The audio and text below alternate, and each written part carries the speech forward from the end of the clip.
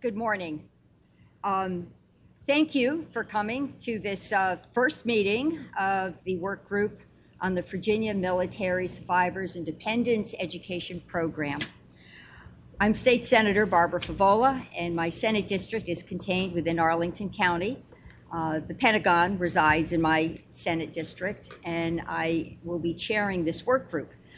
I would like to take a moment for my colleagues to introduce themselves, and I will start to my right. Thank you. I'm Senator Bryce Reeves. I'm a veteran of the United States Army. I'm happy to be working specifically with this group of individuals that'll be here today because collectively I've worked with them probably the last 13 years on some pretty tough issues, and I think everybody wants to get to the right spot. So I appreciate Chairman Favola's leadership in this. My colleague, Senator McPike, and Senator DeSteph, and I know we're missing one. She'll be here later. But thank you all for engaging. I really do appreciate the outside groups and their comments that they have. And I really do appreciate where we're headed, and I think we'll get some resolve out of this. Thank you, Madam Chairman. Thank you, Senator. Senator DeSteph. Senator Bill DeSteph. I represent Virginia Beach, Norfolk, the entire Eastern Shore. I'm a retired naval veteran, Navy Special Warfare Intelligence Officer. So a lot of the folks that have been commenting and we've been talking about, I served with. So I'm very happy to be on this committee. I'm very happy that everybody has come out to discuss this and give us your stories, your opinions, your thoughts, and really appreciate the fact that you've driven between 2 and 8 hours to be here today. So thank you very much. Thank you. Thank you, Madam Chair. I'm Jeremy McPike, a senator for the 29th District, which is Prince William County and North Stafford, including Quantico. 23 years in the fire service. Father was Navy, stepfather Army. Proud to have been the patron of the 2019 expansion of this program. And I wanted to concur, Madam Chair, with Senator Reeves' statements.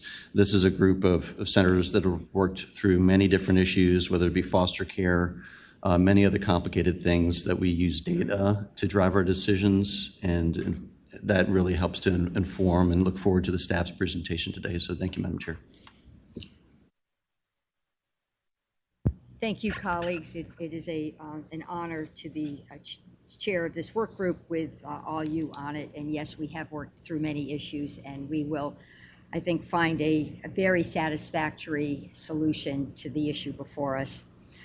I do want to note that this work group was formed at the request of the Senate Finance and Appropriations Committee Chair, Senator Lucas. And I want to thank Senator Lucas and for her foresight. And I also want to note that she has introduced Senate Bill 6009, and she introduced that bill last night. It's important that we all know the bill does several things. First, it delays the effective date for the changes that were made in the budget until July 1, 2025. So, in effect, that is a repeal of what we did in the budget until July 1 of next year. Her bill also designates an additional $45 million from the anticipated end-of-year surplus for our educational waivers.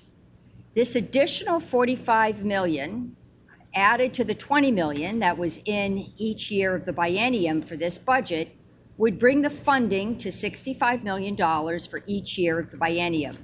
That would meet the anticipated expense that many of our finance folks have indicated would be the number. We also are, in her bill, we direct JLARC to conduct a full analysis of the program and to report by September 1 to the Senate. I think this bill is a reflection of the input we have heard to date.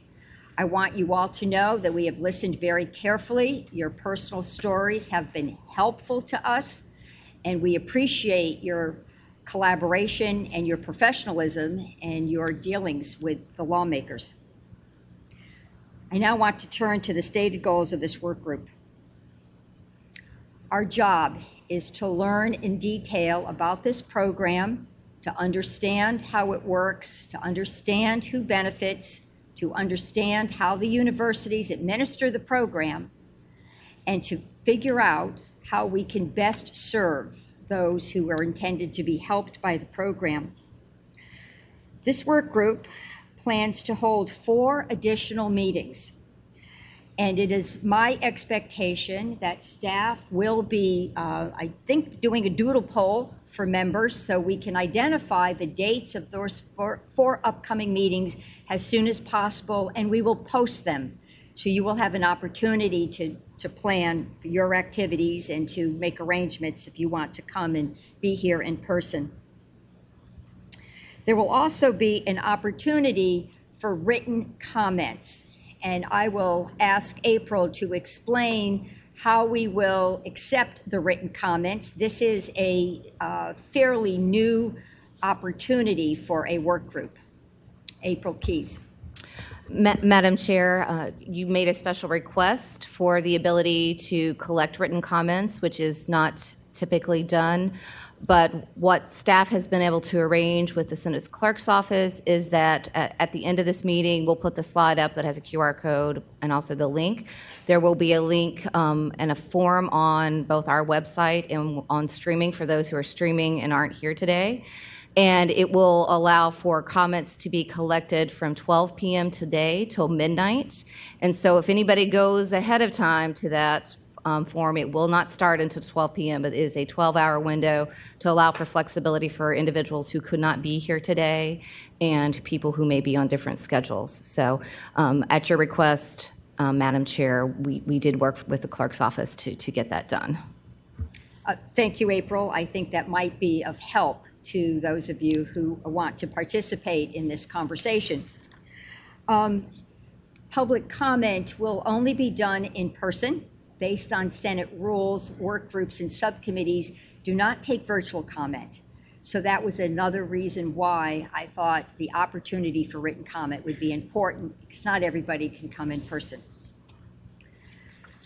I do want to thank you all for sending me as many emails as you have.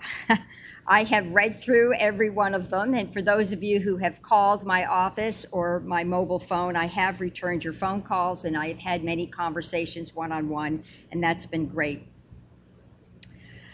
I do want to make it clear that unless each chamber of the General Assembly passes the same language and the governor signs that language, unless that happens, the current budget language with the reforms that some of you found difficult and challenging, that budget language will be in effect.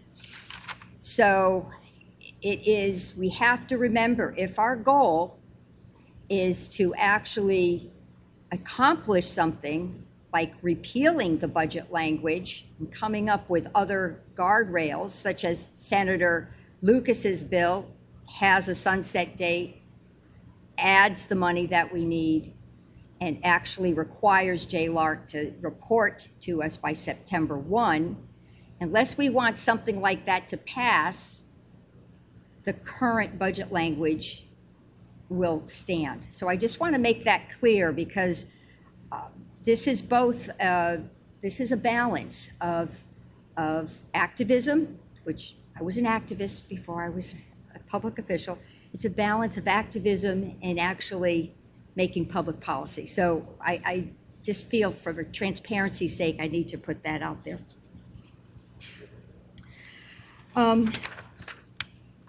The other thing I want to note is this work group will be hopefully able to report in a written version, which will be made public by September 15th. So we will have plenty of time, if we get the JLARC report on time and this group's report by September 15th or by late September. We'll have time to cogitate on that, have more input, more comments, and then go through a regular legislative process in 2025. That concludes my remarks. I do want to note that our additional member has joined us. Senator Rome, would you like to introduce yourself? Sure. Thank you, Madam Chair. My name is Danica Rome. I am the state senator for Western Prince William County, the City of Manassas, and the City of Manassas Park for the 30th District. Thank you.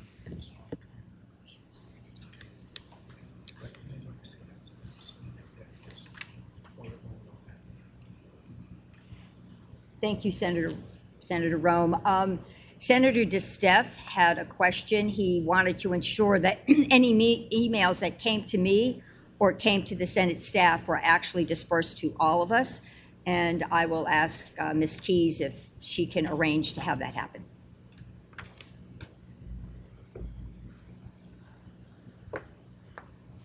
Yeah, that's so. Be assured if you contact me, your contact will be shared with committee members.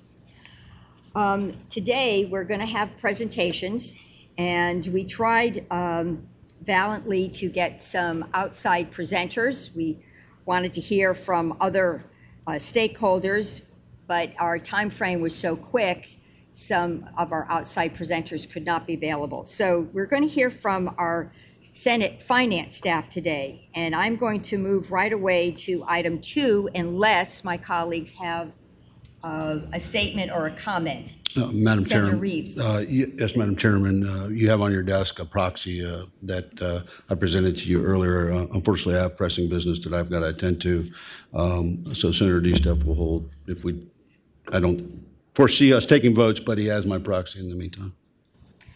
There will be no votes taken today. This is all informational. And the presentations that you hear today will be posted online.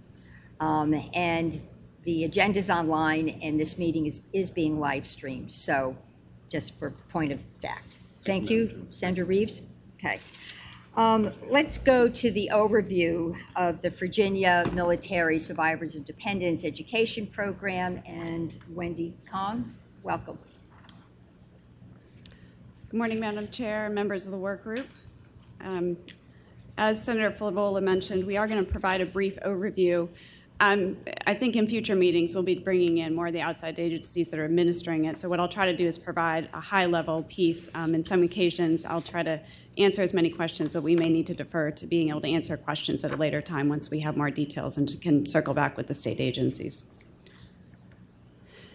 To just talk about what we'll cover today very quickly is, I'll talk a little bit about the general program as it stands today, give a history of the program, how this is administered and supported, talk a little bit about data and reporting, and go over the changes included in Chapter 2 during the 2024 special session, and then the proposed changes that, Madam Chair, you just mentioned in SB 6009.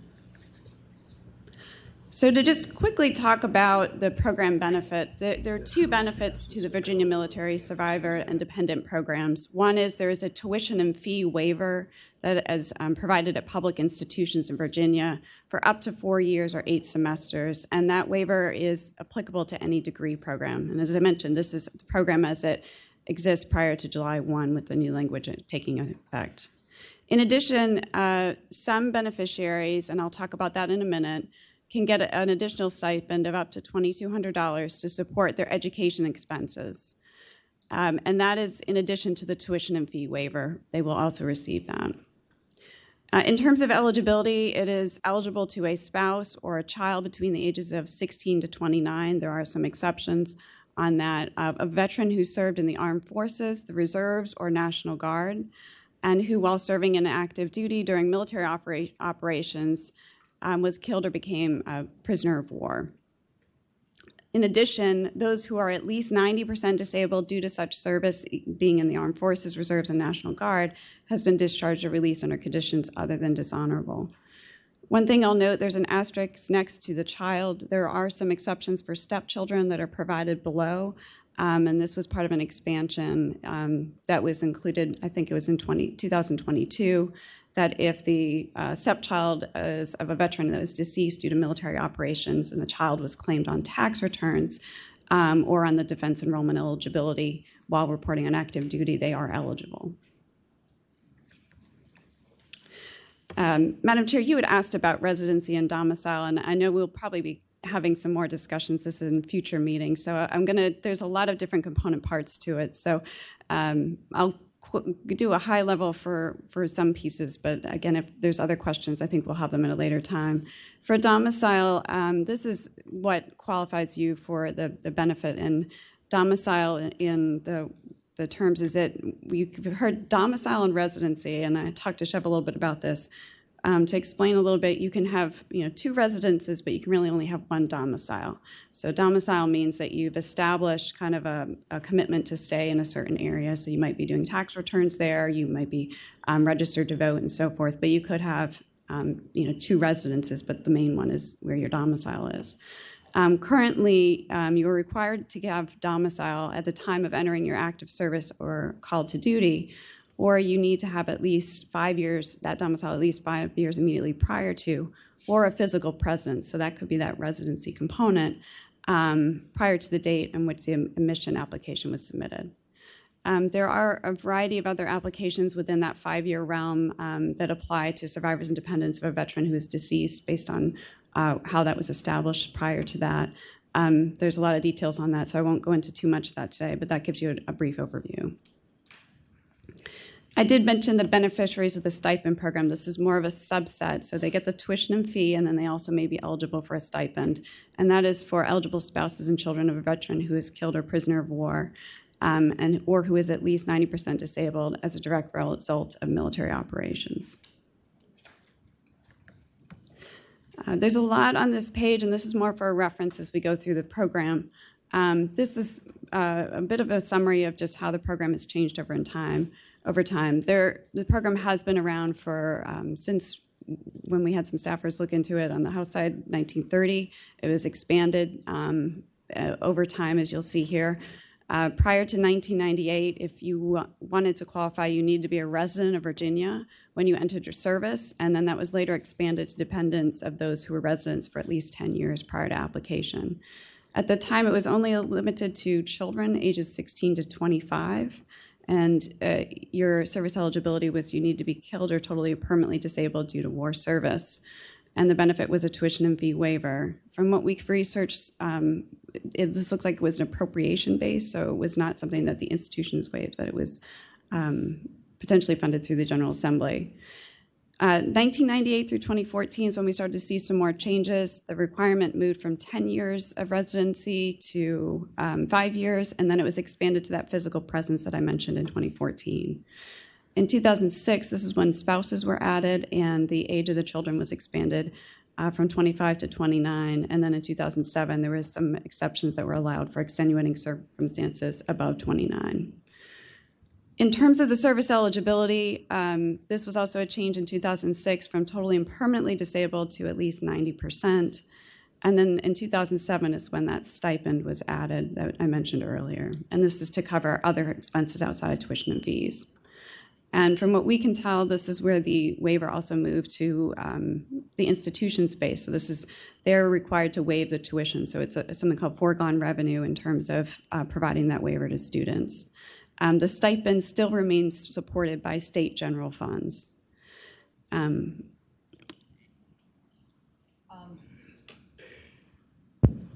Senator McPike.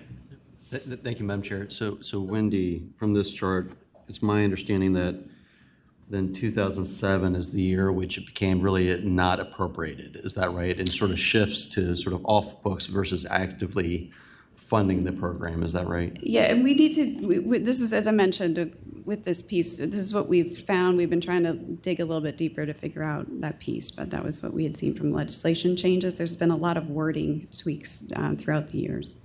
Thank you. Senator Youssef. Madam Chair, Wendy, if I may. Can you explain the difference between Tier 1 versus Tier 2 on the stipend program? Yes, sir. So the Department of Veterans Services has, they've called it 2 tiers on their website. And the Tier 1, if I recall, is that what I talked about, everybody's eligible for a tuition waiver. And then I believe the Tier 2 is those who are eligible for the stipend, the waiver plus the stipend. And so that's terminology that they have and is available on their site. So the tier 2 is the everyone, you still get the waiver, but you also get the stipend. And as I mentioned earlier, that is related, the disability or the veteran who is deceased needs to have had that during the war operations.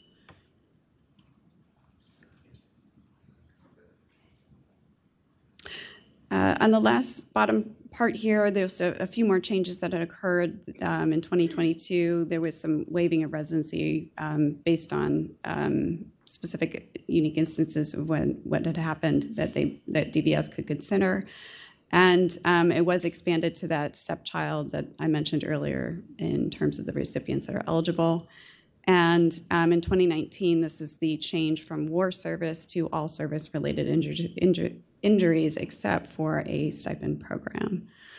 And again, so for the benefits, there's still the tuition waiver and then the stipends available to individuals that qualify under that military operations provision. And currently in the budget, that's up to $2,200 per individual. It's based on their enrollment and what full or part-time status they may be.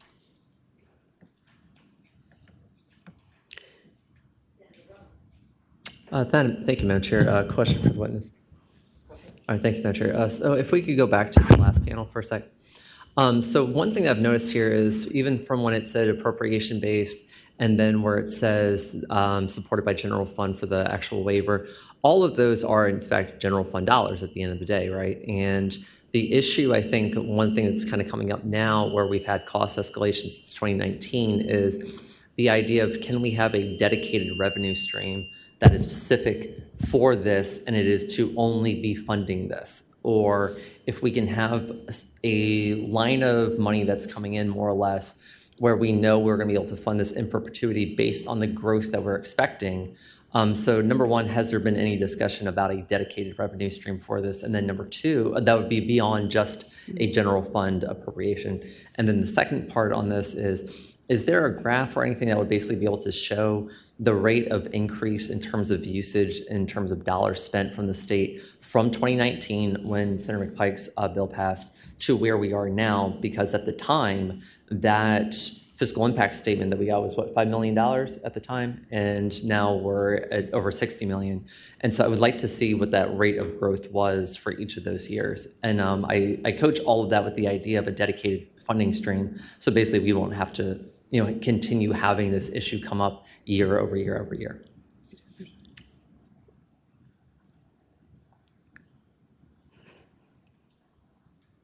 All right, there we go. Madam Chair, not delegate, sorry, I apologize, Senator Rome. Apologize about that, old habits die hard.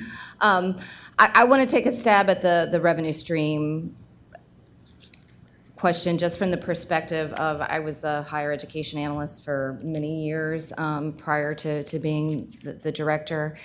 I want to say, while that has not been an active discussion, I do believe I've heard that from some members. I will tell you that it is typically very difficult to tie revenue sources to one particular program, and I will say that does not mean it can't be done, that all things I think would be considered as part of this work group. I'm just trying to give you some context from past discussions. You might also remember, I do think the majority party, and there was some bipartisan support for some of the modernization of sales tax. I think the concern is also long-term that the revenue streams are starting to fall somewhat. And so I'll just say the work group should consider all those things in context as they look at any recommendations. And I'll answer for Wendy and then she can supplement this, but I do believe one of her slides answers your second question. Okay, thank you. Good questions. Go ahead, Wendy. And yes, Madam Chair, Senator Rome, we do have a slide that'll be forthcoming in terms of the changes. For the program administration, the Department of Veterans Services is responsible for providing outreach to eligible individuals, certifying the initial eligibility. You do apply through the Department of Veterans Services first in order to be eligible. They're verifying the qualifications that I've mentioned earlier regarding that.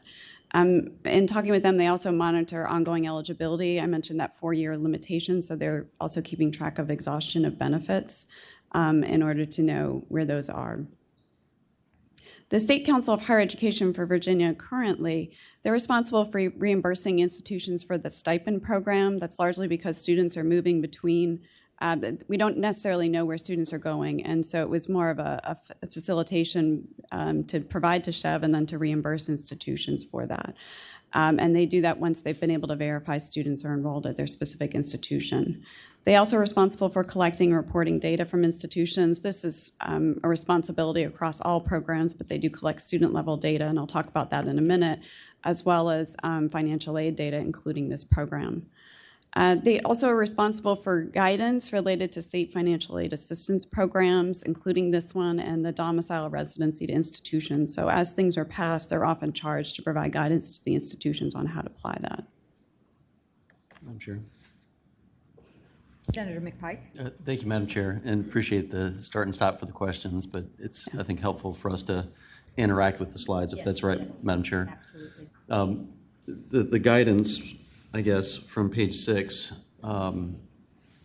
based on the current language, and I know we're somewhat in limbo, but has the governor and administration provided any guidance on the current language to families?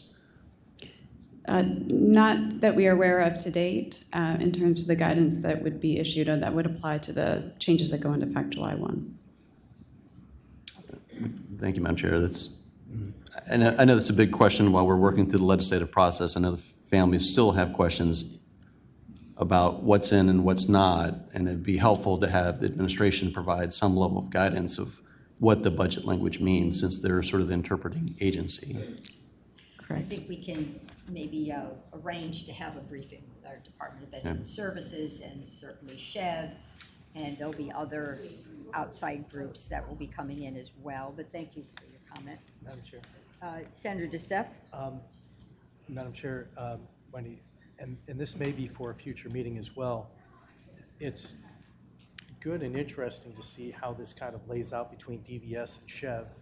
It looks like SHEV is given more in the guidance where the initial eligibility is with DVS, but there seems to be a missing link here because as we've received awards for the last 2 years on this program through DVS and the expansion of this program, we're now on the other side, from the SHEV side, saying, whoa, wait, it's costing too much, but we're laying out goals in DVS to expand this. I think it was 21 and 22 or 22 and 23, where their goal is to push this another 30 or 40% larger than it is today. And that's a published goal that we're winning awards on. So I think if we can get DVS and SHEV in here to kind of give us a better feel for not just the authority, but it sounds like one hand's doing one thing without the other hand really knowing what's going on. So I think that maybe I think we will expand on that a little we'll bit get too. speakers from both of those organizations and probably additional The organizations. authority that SHEV has over this program seems disproportionate when it comes to the authority that DVS has. Senator Roan? Thank you, Madam Chair. Just following up on the senator's comment. So I think actually the senator actually kind of helped make a case for why we would need a dedicated funding stream for this if it is being promoted and actively being promoted as something that the administration wants to continue to grow, right? And so if the intention here is not only that we want more people to apply for this who are, and keep in mind, who are already eligible, right? And that has to be the bottom line here. It's not that we're creating a new eligibility class, it's who is eligible under the existing system. I would look at existing precedent that we have for a number of other dedicated funding streams, as we certainly do in transportation, for example, whether it's Virginia Highway Safety Improvement Program, whether it's what we do in Northern Virginia Transportation Authority, whether it's what you do actually in Hampton Roads, for example. I think there's there's any number of things. And when you have that, you're able to minimize any sort of restrictions that would have to come other than the most basic that we were talking about in terms of that residency requirement that, having spoken to some of the members here, or some of the advocates here, it seemed like that was one thing that people seemed to be agreed on is like, hey, if you're living in Virginia, if you're long-term living in Virginia, that's the person that this is meant to be, to make sure that someone doesn't come in, get it, and then leave, right? And Madam Chair, if I could do a I quick think follow-up point. a quick on Senator follow-up, and then I Bones. think we're going to have to hold our questions for a moment because we're not making much progress. Go ahead. And I apologize for that. Senator Just as DeStefano. a follow-up, today, the way the program works, we fund the universities, state universities substantially. I mean, a majority of their funding comes from the General Assembly. This is absorbed within them. We don't have a separate dedicated stream, or we're not giving them money based on how many veterans they're doing. And that's probably the catalyst that's gotten the concern of where we are today. We're asking them to absorb this within. And disproportionately, certain universities are doing more and more for the veterans and really marketing that as, working hand in hand with DVS to do so. ODU, I think GMU, I believe, up there, or JMU, one of the two. GMU, I believe it is another one that's significant on this. We as a General Assembly can continue doing it this way and don't need a dedicated revenue stream. All we really need to do is say, hey, next year, since you're doing this, we can just provide you a little more money to backfill what you spent last year or what we're anticipating you spending next year. I think that I don't want to get into the revenue stream because then we're going to get into skill games and all the other stuff, which we really don't want to pull into this whole thing. I think we should sort of focus on learning as much as we can, and then we will be considering options, colleagues, and there are many options, and there are many ways to slice the cake if, in fact, we're looking to support the program. Let's focus on how we want the program to be fleshed out. Colleagues, I'm going to ask you to hold your questions, if you will, unless there's something really compelling in terms of clarification, so we can sort of move through the presentation. And Madam Chair, I can try to go quickly. I know we want to try to get through a lot of content and leave time for public comment. So just as a quick note, the stipends, as we've talked about, are provided through general fund. The other part is through the institutions as foregone revenue.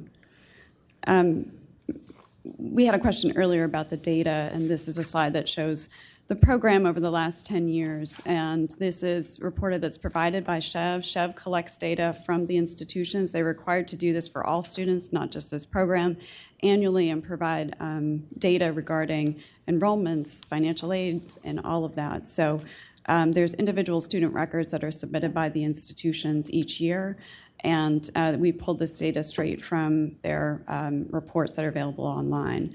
The last 10 years, you'll see the data, and we've highlighted the question about what happened since the expansion, and this is where you start to see. We do want to note that we have heard that, yes, there was expansion, but there's also a lot of students that could have been coming of age, that were meeting graduation, the marketing of the program, as well as other things that we've heard regarding, it's because of medical records being able to certify your eligibility also could contribute to this, so a variety of components. This is on the middle column, the growth of the percentage of students. You'll see from 2019 to 2023, 49%, 49%, and 45%. Growth of the waivers was 62%, 61%, and 48%. We do want to note regarding the concerns about the SHEV projection data. We provide all data to members regarding what the program is doing. That's data that was provided to us. This was part of the SHEV data given to us at the beginning of the session, and they had assumed a 50% growth rate for 2022-23. If you look at the bottom, it was not as high. They were looking from what we were heard of prior years with the 62, 61, and 48. And so the numbers that you see here are actuals. This is 6,125 and 65 million in waivers for 23. There's a lot of numbers on this page. This is more for reference in terms of where the different students are attending. The majority, about 80%, or 81 to 82%, are in the in-state undergraduate programs. mostly in the four-year programs. And then there's some out-of-state students as well as graduate students. And this includes the first professional programs as well. So about 15% are in the graduate programs and a small amount are in the out-of-state undergraduate programs. There was a note earlier about where the students are enrolling. And you'll see here that the enrollments are spread across a variety of institutions. The community college systems are the largest, but we have the 23 community. We're reporting for one system, and there's the 23 community colleges across that. We've included ODU, also combined them with EVMS since they're in the process of merging, VCU numbers as well as George Mason, but we see enrollments even as far out as UVA-wise in Southwest Virginia. We talked a little bit about this, but how this came about in terms of the growth and costs was coming from the institution side. They are required to submit 6-year plans every year, and those are submitted to Secretary of Ed, Secretary of Finance, Department of Planning Budget, the staff directors of House Appropriations, and then finally of Senate Finance and House Appropriations, and then also reported to the Governor and General Assembly. They had said they started to see a significant increase in the program and the foregone revenue for them, and had mentioned that. SHEV also is required to annually provide budget and policy recommendations to the General Assembly. And in January 2024, they estimated the waiver costs could, at that time, I was mentioning the 50% earlier, that it could increase to 180 to 190 million by FY26. Senator McPike. Thank you, Madam Chair. I think one of the questions that we'll definitely need is to understand the sort of, we have a lot of kids coming through from post war on terror, right? And so you see this cohort coming through of kids that, were born through the early 2000s, now coming of age. I mean, I'd be interested in understanding if there was some sort of Weldon Cooper data, sort of cohort data in terms of how SHEV projected those numbers. And if not, that's certainly something that we need to understand. If this is a temporary bubble over the next couple of years and then smooths out, I think that's really going to be important to this work group's information set. And I'm sure we don't have it yet, but I just want to flag it for something that we're definitely going to need to understand. Thank you, Madam Chair. Yes, projections going forward to the degree we can be accurate would help us. And Madam Chair, I believe that Senator Steph. 23, 24, we should have those numbers very soon. And I think that we're going to see about a 30%. So it'll be a downward trend when those come out, which is significantly different than what we've been briefed on in the past. April, did you want to comment? Yeah, Madam Chair, members of the work group, I did just want to note also that the JLARC, proposed JLARC study would also look at those projections, et cetera, as part of that proposal and Senator Lucas's bill. That would be very helpful. Thank you. So just in terms of the SHEV recommendations, they had recommended both general fund support to support the waivers and the waiver amounts, and also potential policy modifications that could include one or more of the following, which was prioritizing undergraduate students, in-state students, requiring FAFSA, and applying other forms of aid first. And this report was something that they submitted in January and had several meetings on in the fall. I won't go through all of this. I know that you've heard these components before, and I want to be cautious in the interest of time. In terms of different actions that we're taking during the session, we had a bill that was introduced during session that was proposing similar things to the SHEV recommendations, and also to expand to the stepchildren of veterans. That was changed to a study, and later changed to, it was voted out of the Senate and then left in House Appropriations. The Senate budget had proposed something consistent with the SHEV recommendations and similar to SB 34 as it was introduced. And those were proposed changes, as well as the House had $20 million of general fund to SHEV to reimburse institutions, had similar eligibility requirements consistent with the SHEV recommendations, but it did differ in terms of applying changes to all waiver programs and not just the military survivors, and included a financial need component. Those changes applied to current waivers and all future waivers. The Senate budget had tried to provide a hold harmless. The Chapter 2 included the majority of the language that was included from the House budget with the addition of the hold harmless, which I'll talk about quickly in this next slide. So where we are today, I've talked about the program prior to July 1. It applies to military survivors, all degrees, 4 years, the residency. There's no requirement for a financial aid application or a satisfactory academic progress, and the application of state and federal aid to support the waiver. Those changes are more what you see on the bottom half of that slide, where there is a requirement to complete a financial aid application to meet satisfactory academic progress. This is something that's defined by the federal government. If you receive state or federal aid, and institutions are required to monitor in order for the student to receive those aid. And then application of state and federal aid to support the waiver. Yes, and this is where that guidance will be helpful, because there's a lot of questions about how that aid would be applied. Wendy, it would be helpful if, as we progress, and I'm not sure at what meeting you might be able to do this, but I would really like to understand how the colleges and universities are administering the waivers, and if in fact they are already asking students to complete a FAFSA, or then they may be able to do that without our guidance. That would be helpful information, and of course having Chev's guidance before us would also be helpful. Madam Chair, I know Chev has some data on who completes the FAFSA, and then we can also work on the institution feedback as well. That would be good. Thank you. I have one quick question, if I may. Senator DeStef? And Madam Chair, I've asked the AG for an opinion on how we would run this program, and if it's allowed to run the way that having the FAFSA, because with the FAFSA, as I understand the FAFSA, and maybe I can get Wendy or somebody can explain this a little better, but as I understand it, you get the federal contribution and you have a family contribution, and you can't get the federal contribution without the family contribution, which leaves a very, very, very small amount.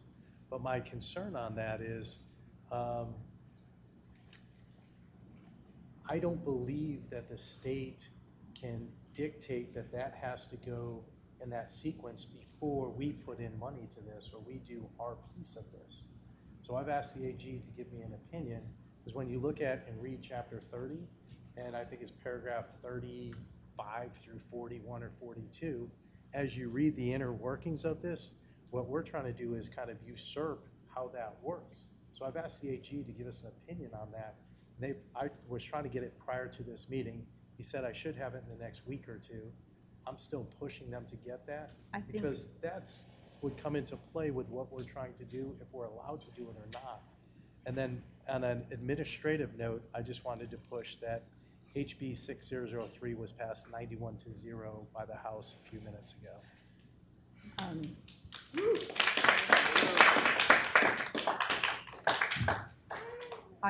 I would just say that we would need more complete information on the FAFSA, and if you do get an opinion from the AG, please share it with staff.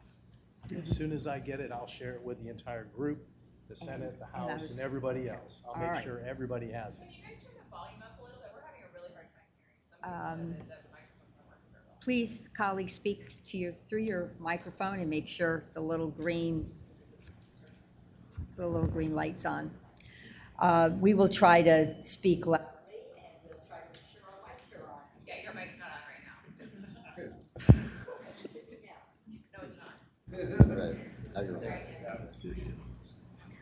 not. Tricky little things. It's tricky little things, right? Wendy, sorry for the interruptions, but we're enjoying the conversation. Yeah, I just couldn't hear what Senator DeStef was saying about what he was asking the AG specifically. Senator DeStef actually asked the AG to give an opinion on whether or not we could require FAFSAs if in fact we were trying to complement the FAFSA requirements with a waiver. And he is agreed to share that AG opinion. Thank you. So, and it will help us. Go ahead, Wendy. I think you're page 14, slide 14. Go ahead. I just want to note that there is a lot of questions about how the waivers would be provided and applied to Senator DeSteff's, and I think that's where we need more of that guidance. So, in terms of what you mentioned, Madam Chair, with what was introduced, you've covered a lot of this, so I do want to be cautious of time. I think I do want to note the components of the JLARC study to really address some of the concerns that have been mentioned by members as well. The analysis of participant data to really look into it. There's some questions about how that's compiled and put together, the assessment of the waiver cost by institutions, the comparison to other states, and then also methods to estimate the enrollment and costs. And that does have a completion date of September 1, 2024. Good. With that, I believe I'm done. I'm happy to answer any questions, but I know you want to hear from other people as well. I think we wanted to have more of a conversation, so I allowed questions as you were presenting. But colleagues, do you have any further questions for Ms. Khan? Madam Chair, I just had one quick one. Senator I DeSteff? promise this will be quick. So I see that Chev makes recommendations to, back on page 12, I believe it was, to the budget committees, and that we put a lot of credibility in the recommendations that Chev is making, but I don't see where DVS is making recommendations. Does DVS actually make recommendations to the budget committee on this program? If the Appropriations and Finance Committee asks for information from our departments, they regularly provide information. So I will ask staff if we have been receiving information from the Department of Veterans Affairs when we've inquired about. Let's get an answer to this. Madam Chair, so I did reach out to DVS last Friday for some questions related to today's presentation, and I'm waiting to get some information back. I believe the question is more specific to did they submit any kind of decision packages or anything like that leading up to session related to this program, and I'll double check, but I'm not aware of any. Okay. Okay. Staff, does anybody want to add to this? Madam Chair, are you asking about the DVS question, about whether or not they submit? Yeah, I guess it was sort of twofold, whether they submit information to us, but also whether or not they comment, they have a relationship with Chev, and if there's information that's passed along to the university. Is that your question? Well, Madam Chair, my question is, if Chev is making a recommendation to our Finance Committee, shouldn't DVS be making a recommendation saying, hey, we're really pushing this program, we're looking, and our goal is to get it to 10,000 people. Chev should know that when they're briefing our finance department, and this is my concern. It's just kind of a concern, and this may actually be happening. And it's a question of maybe this has already happened. That may be a question of coordination, and I would like to believe that every one of our agencies takes their mission to administer our programs to heart and markets the programs. Yes, ma'am, and I understand completely, but my question was, so we know Chev is providing input, but does DVS provide input to the Finance Committee as well? April. Madam Chair, I will try to answer the question to the best of my ability, but what I'm going to tell you is DVS is an executive branch agency. They go through a process through the governor's office with the administration to submit information, budget requests, decision packages, all things our staff review. And I would say that is not something that the Money Committee staffs control. Certainly, we can follow up and ask questions. I think what I would just add about what Chev put forward is they were responding to the 6-year plans, which are required in code, to things that the higher education institutions were reporting. And certainly, if you're bringing to our attention that there should be more coordination, I know there are members of the administration here in the audience. I will happily pass that along to the administration to request that happens during this next budget cycle. Coordination is sort of key here. And my question goes back to, we know that Chev is providing their 6-year plan, but is DVS providing their 6-year plan that Chev is basing their 6-year plan on? Because DVS is saying our goal is to expand this program to 9,000 by this date, So is Chev taking that into consideration when they're briefing our finance committee? And that's all I'm trying to get to. Let's April answer. Go ahead. Madam Chair, Senator DeSteph, I would again reiterate that the 6-year plan is a requirement in the Code of Virginia based on legislation that the members passed. I am unaware that there's any code stipulation that requires the Department of Veteran Services to do that. I do think your concern is a valid one, that perhaps there should be additional coordination, but there is no requirement that I'm aware of for them to do that. And I know, again, that the administration officials are here in the audience, and we will pass along that there absolutely should be coordination. It seems logical to me. The chair can also write a letter if that would be appropriate. I'd be happy to write a letter noting that this question came up, and we would expect coordination going forward if that is consensus of the group. And for all we know, it could have been happening. It absolutely could be, and they could write back and tell me so, or offer to come to the committee. So thank you, Senator DeSteph. Yes, are you finished? Oh, I'm sorry. Do you have a question, Senator McPike? Yeah, thank you, Madam Chair. As we transition, I know we're going to focus on veteran benefit, but I do want to recognize, obviously, some of the budget language scooped in, line of duty death, and we do have police and fire in the room, is what I acknowledge that is still on the table and concern that we're trying to work through. Today is more focused on the veteran side of the benefit. So I do appreciate those who showed up also and concerned about line of duty death. And just want to note to the group that obviously residency in that regards is separate. We do have police and fire that work in the Commonwealth but live out of state in many circumstances around border counties and cities, and so that's sort of a separate issue and data set that we need to figure out a way to restore. So I just want to acknowledge those who have come to share time with us today. Thank you for mentioning that, and the entire work group acknowledges your contribution, so thank you for being here as well. Any other comments? Okay, we thank you, colleagues, and thank you, Ms. Kong. Next, we're on item 3 of the agenda, last item before public comment. Summary of federal education benefits for veterans' families. Go ahead. Would you please introduce yourself? For the staff of the committee. Thank you, Katie. So similar to what Chairwoman Favola and Wendy outlined, our hope today had been to have a federal expert to come here and talk to you on the federal benefits. Unfortunately, a few folks were out of town, so we're continuing to work with our federal partners to secure those experts.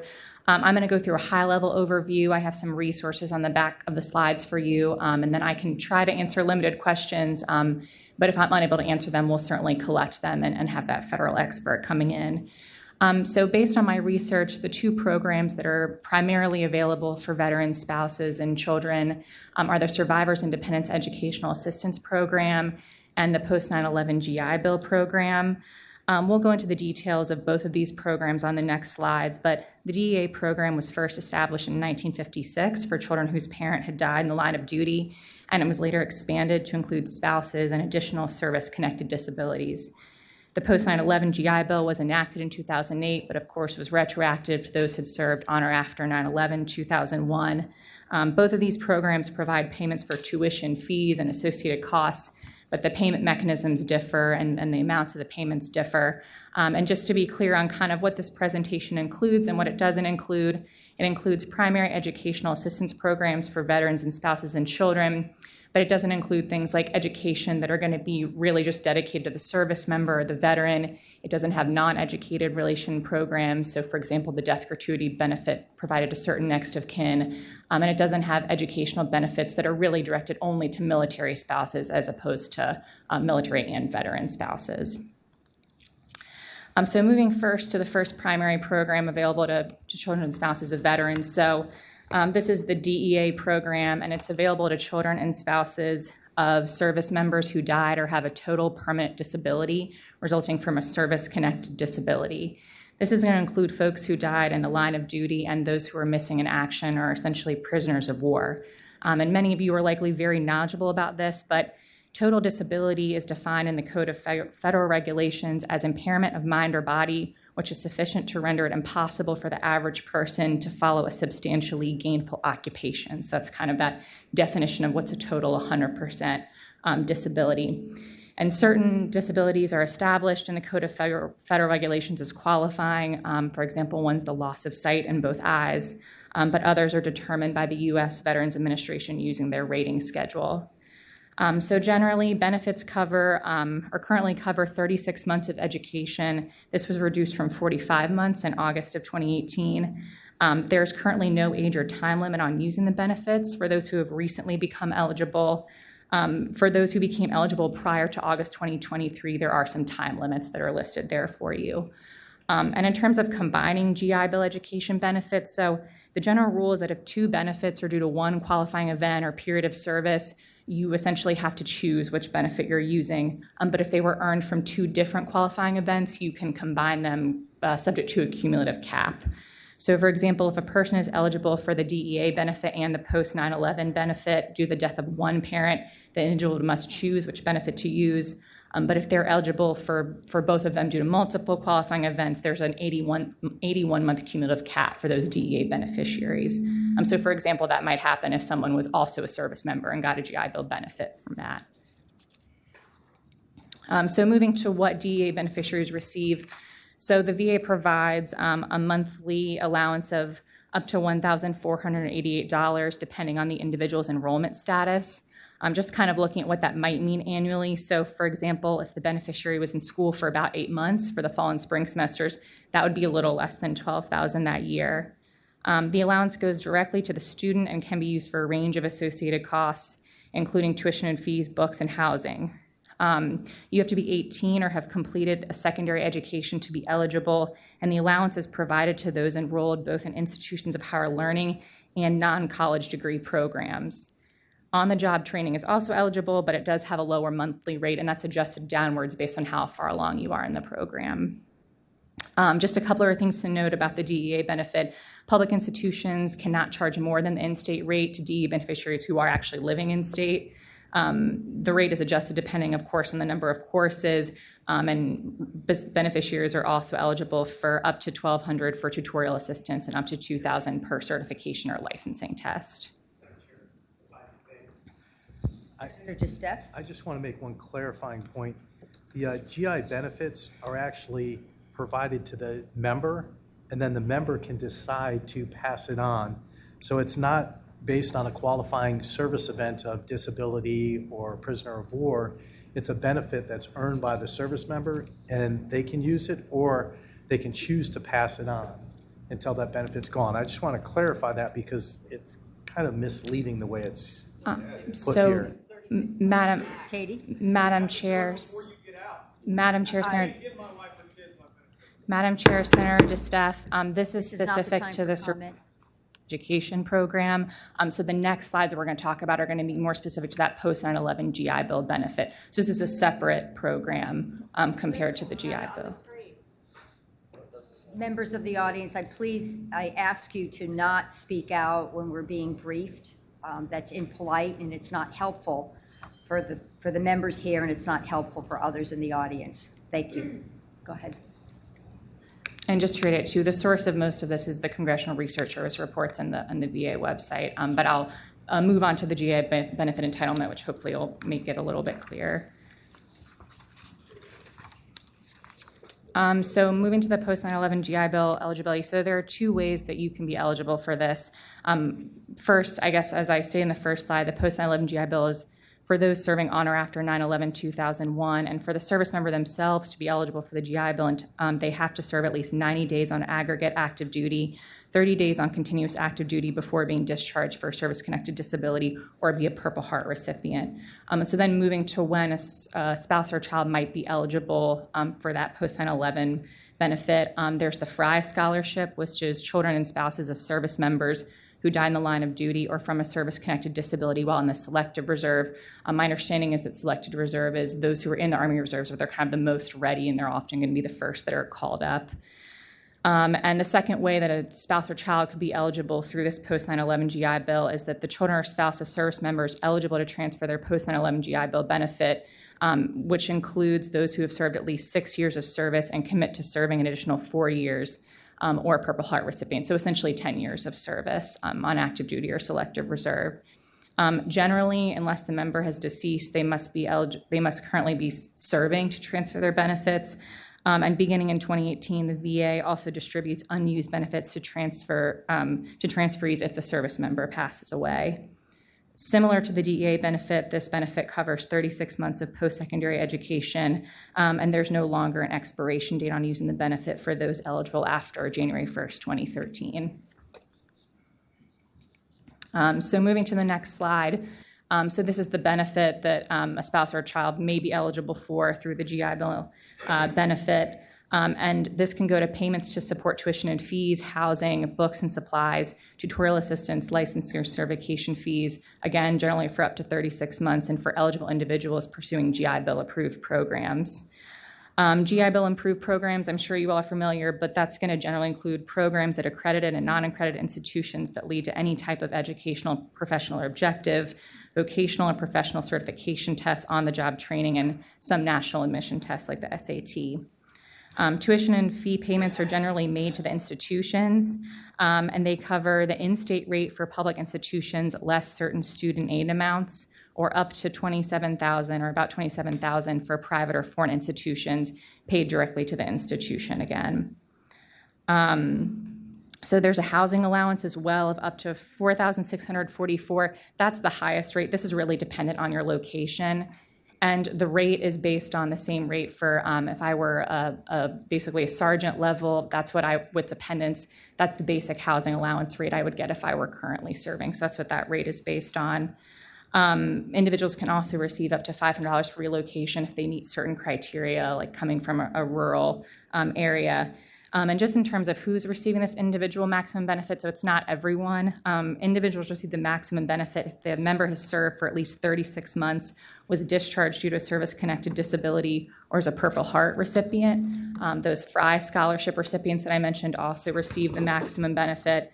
And the monthly benefit is adjusted down by a certain percentage for individuals who don't meet those criteria or for those who are enrolled part-time. And then finally, and this is again just based on some research from publicly available sources, but here's some programs that may be available to certain spouses and children. A lot of these, and I won't go through the eligibility for all of them, but a lot of these have capped participants, so it's not going to be available for everyone. But there's a veteran work study program. This presentation focused most on education programs. Some Chapter 41 counseling, training, and placement services may be available to spouses or dependents.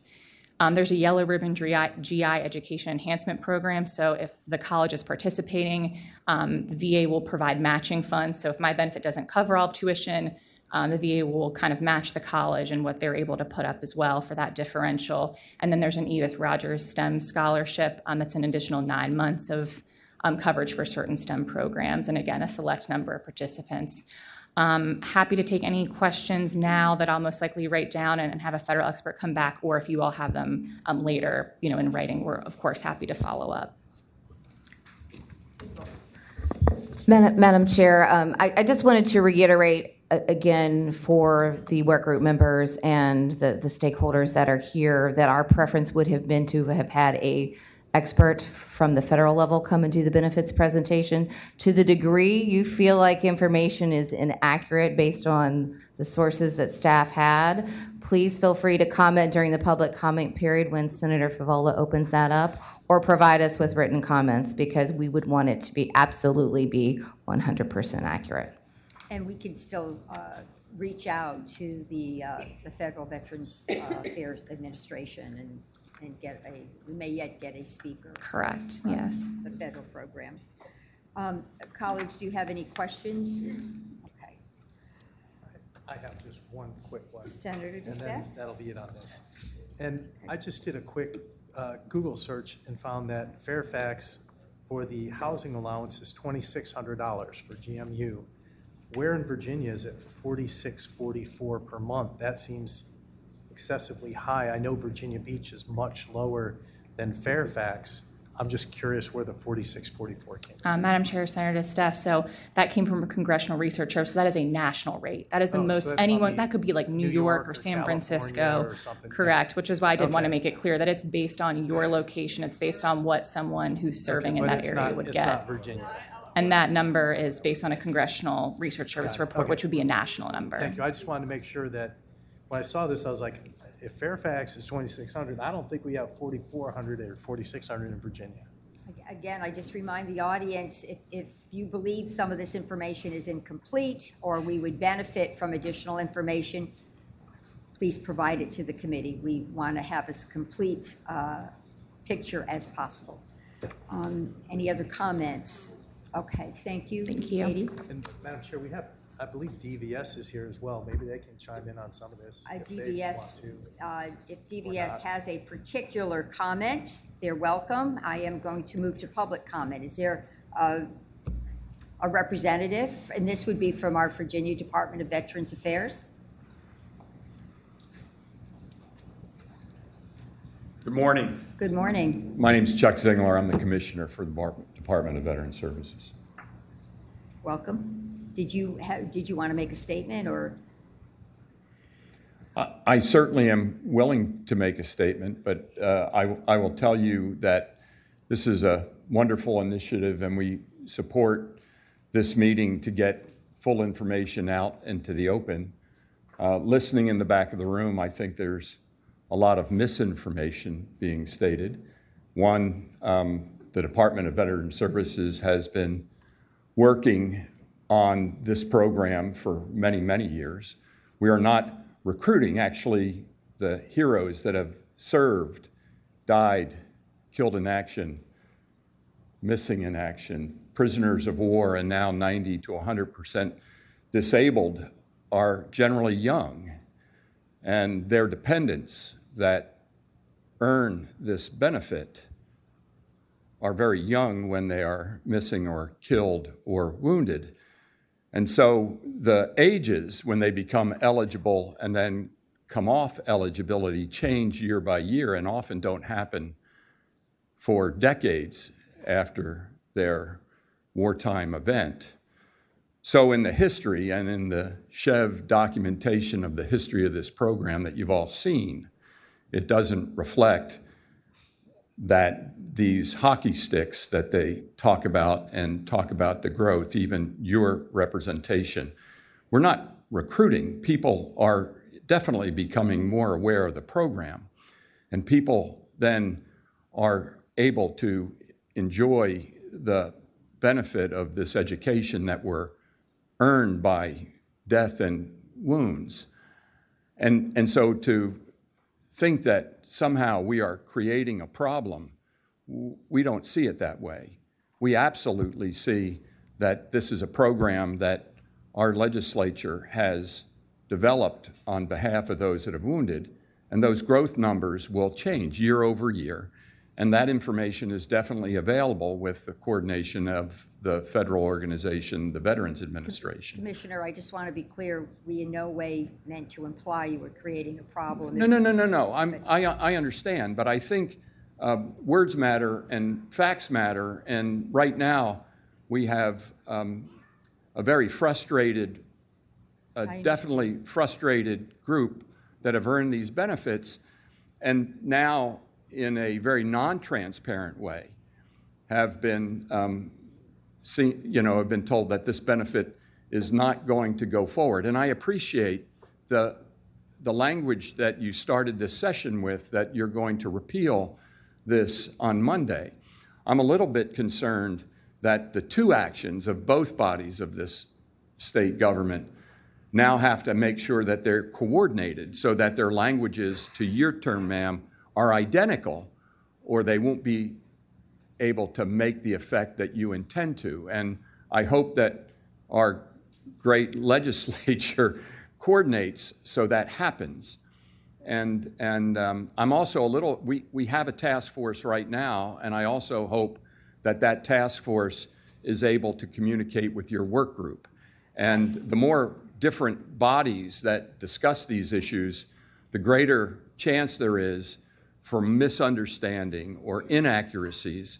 And we just want to make sure that the program that has been delivered for this Commonwealth, which is extremely popular and extremely important to those that benefit from it, Commissioner, doesn't doesn't get lost. Thank you. Madam Chair. I have one question for you. Sure. And then we'll go to public comment. Senator McPike. Yeah, I just wanted to get to public comment because I know a lot of people have spent the time to get here. Both myself and Senator Reeves serve on the task force as well, and so I know we'll be coordinating information back to this work group. And so, you know, we'll be continuing on that process. I appreciate the Commissioner's comments today and look forward to public comment. And, Thank you. Yeah, thank you so much for joining us today.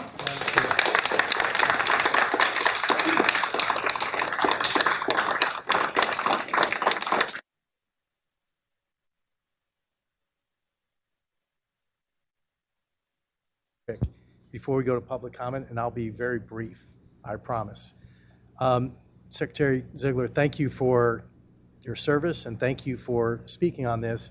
Let me just clarify one thing. The House passed a total repeal bill a few minutes ago, which is transmitted to the Senate. So it's up to us to act on that on Monday. We don't have to have an identical bill. We act on their bill that they're sending over. That's how the process works. We can submit bills, and you know, in order not to have the House come back into session, we would pass their bill, which I hope we do. And if you look online, there's 20 members of the Senate signed up as co-patrons on that bill, and I'm very proud of that. And Commissioner and Chuck, we're friends. The fact that this program's been marketed to our fallen who deserve this benefit, I'm a huge supporter, and I'm one who's helped market it. So I take pride in marketing this to the families of the fallen, because these are the people I served with. And these are the ones that have had my back when I've been overseas, and I'll have their back here. And I want to make sure that we have an open, honest hearing. But I also want to say our legislation doesn't have to be exactly. We've got to take action on their bill. And I hope we take positive action on the bill. Senator Thank you, Stepp. Madam Chair, and I'll shut up now. Senator Stepp, I appreciate your comments, and I want the audience to know that every member up here is very grateful and very aware of the service of our veterans and the sacrifices their families have made. We are trying to do a good job, a job that reflects our appreciation and honors the work of our veterans and the sacrifices of their families, and also honors our responsibility to ensure that we run programs in an efficient way, in a way that maintains viability. So I would ask my colleagues to maintain the decorum that would be necessary so we can keep the conversation on a civil level and not an emotional level. There will be time for advocacy, Senator DeSteph. You will definitely have input into our study and other venues, but I would like to try to keep our emotions in check for the moment so we can all enjoy each other's company, but more importantly, so that we can come to a productive and hopefully collaborative, and to the degree that we can garner a consensus. And that really is what this is all about, right? We're all in this together, and we want to create something that is meaningful and viable. So with that, I am going to open the meeting to public comment. We've allowed for 30 minutes. I did say back when we would have limited public comment. I would like the speakers to speak less than 3 minutes. So if we have 3-minute speakers, we only get 10 speakers. But if you could speak less than 3 minutes, then more speakers will be heard. If you can add to the conversation, that would be greatly appreciated. And we are all interested, again, in any of your written comments or other documentation you would like to share. As April Keyes explained, there would be an opportunity, did you say after this meeting until 12 midnight?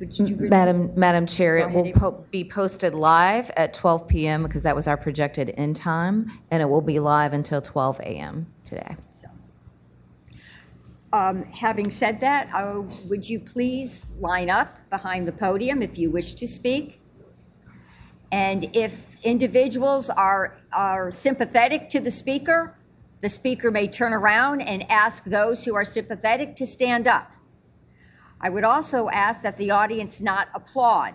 If you want to wave your hand like this, that would be helpful, but applauding actually eats into the time that we've allotted for speaking. Thank you so very much. And will the first person come forward and please state your name? Hi, good morning. I appreciate the time to speak with you all today. My name is Ella Hester, and I'm here today because without a complete repeal of House Bill 6001, my future and my family's future is in jeopardy. I am the daughter of 2 disabled Navy veterans. My father recently retired after 23 years of service, and I am currently using VMSDEP under his rating. Growing up, I never had a place to call home. My father missed a lot of my childhood, to include major milestones, birthdays, and holidays. While my mother was home, I watched her battle service-connected PTSD and know the weight that and other service-connected disabilities placed on her family. She, too, is a 100% PNT disabled veteran. I didn't expect Virginia to be my forever home. After my father received orders here for his last tour, we talked in great length about why retiring here and finally establishing roots would be beneficial for our family. The primary reason being the education benefits promised by the state. There were several other reasons too, including easy access to continue their care at Portsmouth Medical Hospital. After graduating high school, I opted to start at a community college in an effort to save money. This upcoming semester will be my final semester before transferring in the spring to a 4-year school and complete my bachelor's degree. I have worked very hard, keeping a respectable GPA and working to save for additional expenses. I have been using VMSDEP for the past year and have the intention of continuing to use it to waive tuition costs once I transfer. These surprise changes have left me blindsided with no clarity about my future. For my younger sibling, a junior in high school at the Governor's STEM Academy in Virginia Beach, a lack of complete repeal would be detrimental to their academic plan as well. We are not an anomaly. We are just few of thousands of students who are affected by this issue.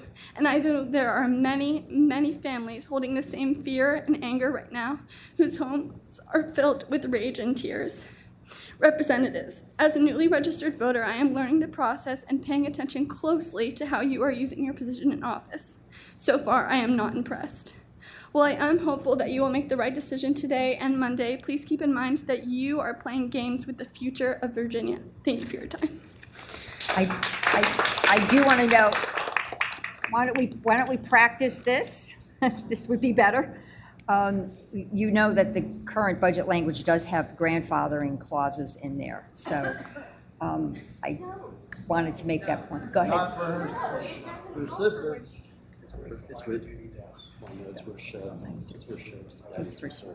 We are the experts. Yeah. I appreciate your patience. Go ahead. All right, Madam Chair, thank you for your time. Before I start, I want to make a note that, first of all, we were told to check our emotions for our entire military careers. This is with our families. It's very emotional. Second point, it's also not polite to put out misinformation. So I think we have a duty to make it correct. Like he said, we are the experts. We're the ones that deal with these benefits. Our families deal with these benefits every day. My name is Christian Solda. I'm an educator for a higher learning institution. I was a former public school teacher, and I'm medically retired at 100% from the United States Army. I'm a veteran and the founder of a veteran nonprofit. I moved here from Louisiana in 2021 because of the VMSDEP program and to escape the political corruption that is so controlling in the state of Louisiana. I don't have to make that a statement. Watch the news, you'll find it out. Last week, our family went to the Capitol to advocate for the promises made by those who stood on the front lines of freedom.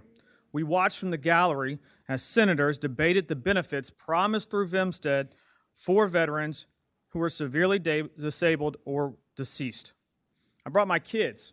They're here today to show them what democracy looks like and how the Senate represents the voice of the people in our state. Unfortunately, they witnessed the complexities and challenges of the political process. They saw one person block a bill that would have provided these crucial benefits. It was a thought-provoking moment and examination of our political process. Should one person be able to block an entire bill that was supported by so many? One poignant moment came when my young son noticed the state flag on the Senate floor. Remembering a history lesson I had given him, he excitedly pointed it out and said, "Look, Dad, our flag with that saying about how bullies will be defeated. Sic semper tyrannis, thus always to tyrants." The state motto, it signifies that tyrannical leaders will inevitably be overthrown. I remind you this November, I will remember, we will remember, many key positions within a state government will be up for elections. What the party represents will be up for election. It is a reminder of the powers of our vote and the importance of active civil participation. My other son made the comment on the elevator on the way up here. He looked up to me and said, "Dad, why are we coming over here to this building?" And I said, "It's to remind those that call themselves honorable that they gave us a benefit that we earned, that they made us a promise." And he stopped me and he said, "Dad," he's only 5 years old. He said, "Dad, we never break our promises, do we?" And I said, "No, son, we don't. It's about integrity." And I see my time's almost up. The other day, my son brought a whoopee cushion to a chair behind me. And he made a joke and just made it turn off. It set me off and I was on the floor for 30 minutes. 30 minutes because of the struggles that I go through. He's 5 years old. I don't have much to give him, but what I promised him when I moved here was an education. You promised an education to him. Uphold your promises. He shouldn't have to live with my disabilities, but he does every day. They all do. Thank you for your time.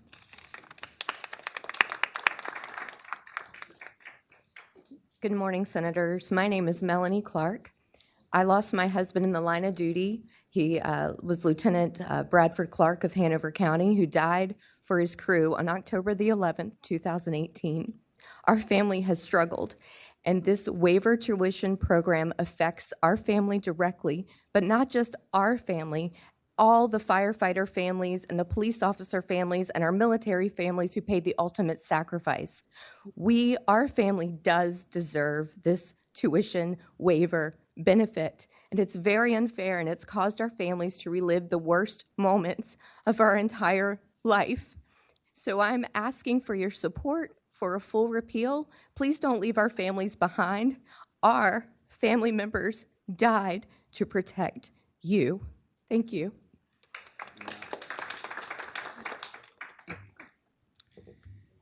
My name is Amy Griffin, and my husband was Norfolk firefighter and operator Christopher Griffin, who died in the line of duty. Chris worked for the city of Norfolk for over 10 years. Chris died 1,000 days ago, and we feel his absence every single day, and every day we grieve that loss. You said earlier not to make this an emotional thing. This is emotional for me, for our family, for all of us here. So while we try to maintain being civil, it's very much emotional for all of us. And I think you need to understand that when we're speaking. And when you're speaking to us, this is very emotional for us. We feel the loss of his laughter. We feel the loss of his smile, his funny jokes. We feel the loss of his arms hugging us for no particular reason. We also feel the loss of the life that we had and the financial stability that we had. When Chris died, our world changed drastically. Everything became uncertain, and life and plans that we had went out the window. I was left to raise an 8.5-year-old, our 8.5-year-old son, to teach him things that dad is supposed to teach him. Have you ever had to teach your son dad things? It's really hard for a mom to teach dad things. Among a lot of other things, I was left to figure out how exactly my son's future will play out and how we go forward with holes in our heart. I was left to figure out how to pay for things, how to plan for a future that is now completely, drastically different, and only one parent will be part of. Do you know how stressful being the one person to do everything is? Everything is difficult and hard every day. Why are you trying to take more things from us and make things harder for us? I ask you all, have you ever had to hold your child at night because they are crying so much because they miss their dad? And you can't explain to them why dad died because you don't understand it yourself. I have, and I continue to do that quite a few nights a week. Every single thing in our life is harder. Again, I ask, why are you trying to make things harder with these changes? I was told when Chris died that our son's college education would be taken care of under the benefits of this tuition waiver program with Virginia Military Survivors and Dependents program, the education program. I was told that school would be one less thing that we had to worry about and one less thing that I had to try to plan for. That was such a relief to not have to worry about that. Because my husband, Chris, died in the line of duty, our son could go to college without having the burden of extra financial aid and financial loans and everything else. But now, by doing all of this, what you're saying to my son is that you don't think his dad dying is good enough. It's not a good enough reason for him to be able to use these benefits because you're now taking them and making them harder. What you're saying to us is that our loss isn't a big enough loss by your standards, and you think we don't deserve it. And now you're making that college process harder, not just for us, but for everybody in this program. These are benefits that our families are entitled to receive because we have lost so much already. These are benefits that you promised to us when Chris died. We're not some line in a budget plan. We are real people, and we have suffered real and significant and devastating losses. This is why this is so emotional for us. You need to stop making things so much harder for us. You need to make this right for us and for all of these families and for the people in this program and pass a clean repeal of this bill. Thank you. Good morning. My name is Aiden Bennett. I'm a Hampton Roads native. I've committed to George Mason University in the fall to study biology. My father qualifies for Tier 1 under VMSDEP. My plans may need a change due to the recent gutting of it. My father is a non-combat 100% permanently and totally disabled Army veteran. He was born and raised in Richmond, but moved to Hampton Roads in 2004 to live with my mother because he lost his job due to his disability. He has been living with chronic physical and mental injuries from his military service since 1994. I'm sorry. And he was medically discharged, though he planned to stay in until he could retire. I'm sorry. He missed my graduation on Saturday, June 8th, and I've been taking care of him since I was very little. I've tried to help him as best as I can. Oh, sorry.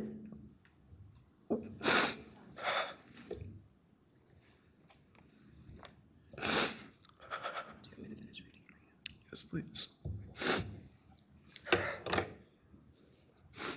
Due to VMSDEP, I choose to attend an in-state public university and join Air Force ROTC rather than go out of state in order to lessen the financial burden on my father's fixed income.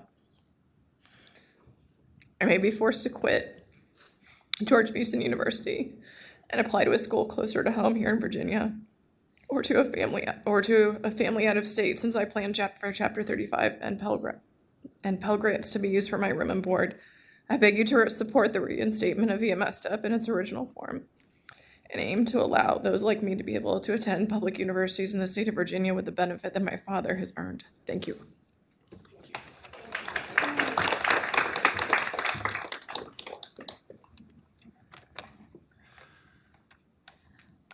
Hello, my name is Maisie Scher, and I'm a sophomore at Battlefield High School. My dad is a 100% non-combat related disabled veteran. I want to remind our representatives today that there are numerous service members who were harmed and became disabled in non-combat areas. They were still serving our country, and they shouldn't be left behind. I can understand that people make mistakes, but I also know when you make mistakes, you're supposed to fix it and make it right. Taking away this debt was a mistake because it broke a promise and hurt families like mine all over the state. I am here for myself, my two brothers, asking for you to fix what you broke. Please restore VMSDEP program and leave none of us behind. If you allow SB 6009 to pass, I will be a junior in high school by then, and it will still affect me, my brothers, and many families just like mine. We will be in the same place next year. Kids like me will be stressing the entire time, wondering what the state wants to do next. And it's not fair. This is not what veteran community wants. We need VMSDEP back to the way it was. My family was not given enough time to prepare to send us all to college. Please reverse and restore all of VMSDEP. Thank you.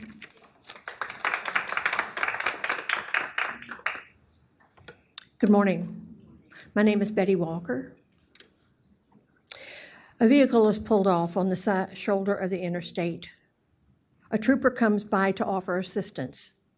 Boom, boom, boom, boom. The trooper is shot dead.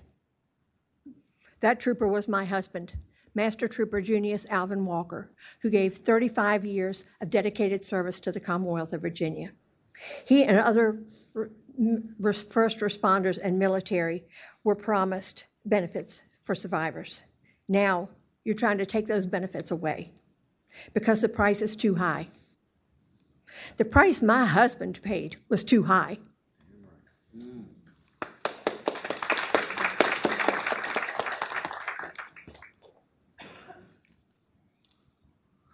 Ms. Lucas, I know you're not here, but how dare you try to take away those benefits from us? How dare you?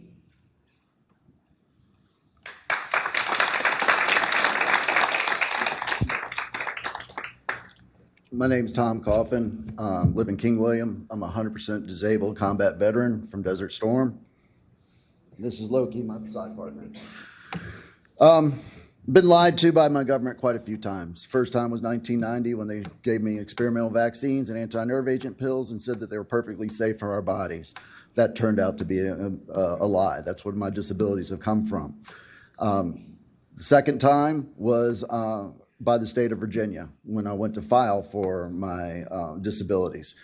The state employed VSO officer, instead of filing it to the government, filed it to a personal storage facility in Caroline County back, and I had gotten almost about 10 years worth of benefits denied because of that. I got a nice little letter in 2016 saying, we're sorry that happened, from the AG. Now this, my son is a rising freshman in high school. He's also a brain cancer survivor. He 4.1 GPA, Air Force JROTC, National Honor Society, top 15 in his class, all while battling brain cancer and COVID at the same time. I never told him about this program because I wanted him to excel on his own. But this year I said, all the things that I've told you to do, you have done. And because of that, this is what your reward is. Until I heard on May 12th, Jeremy McGrath from the Channel 12 said the VMSD program is getting cut. It's the very first time I heard about it, and I'm really politically in tune. This seems like this has been given a gift. Sorry. Excuse me, I just want to say it's really not within the rules of decorum to call out a specific senator. So I would ask that the audience not do that. I have a First Amendment right. I can say whatever I want, I believe, right? Well, we do. I'm not a member of your quorum. We do have rules that govern. You have rules. Well, you are at our hearing, and we would like you to have some decorum. So I just ask you. A certain senator who's the senior member of this forum has taken it upon herself to solely stop this program in this General Assembly. She is the only one that's in the way. The House has gone today and passed it, and the Senate has got a lot of people that make it. But unless it goes through her, none of this happens. We will have a meeting July 1, and we'll see what happens. You do? Yes, and I will add it back. Thank you very much. Sure. This is despicable. We gave our lives. We gave our bodies. I live in pain every damn day. I have severe PTSD. I can't get out and go places I'd like to go to. But my kid deserves this. I've given it all. I can't work. I can't do anything.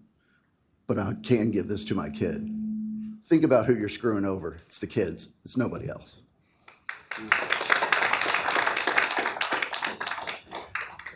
Good morning, Senators. My name is Kelly Hannum. I am a resident of Chesapeake, and I am a retired civil engineer and explosive ordnance disposal officer from the United States Air Force. We returned to Virginia last year after I retired from 23 years of service. Because some of the programs or some of the proposals that have come up have talked about leaving non-combat veterans out of the mix for VMSDEP, I want to show you what a 100% permanent and total non-combat veteran looks like.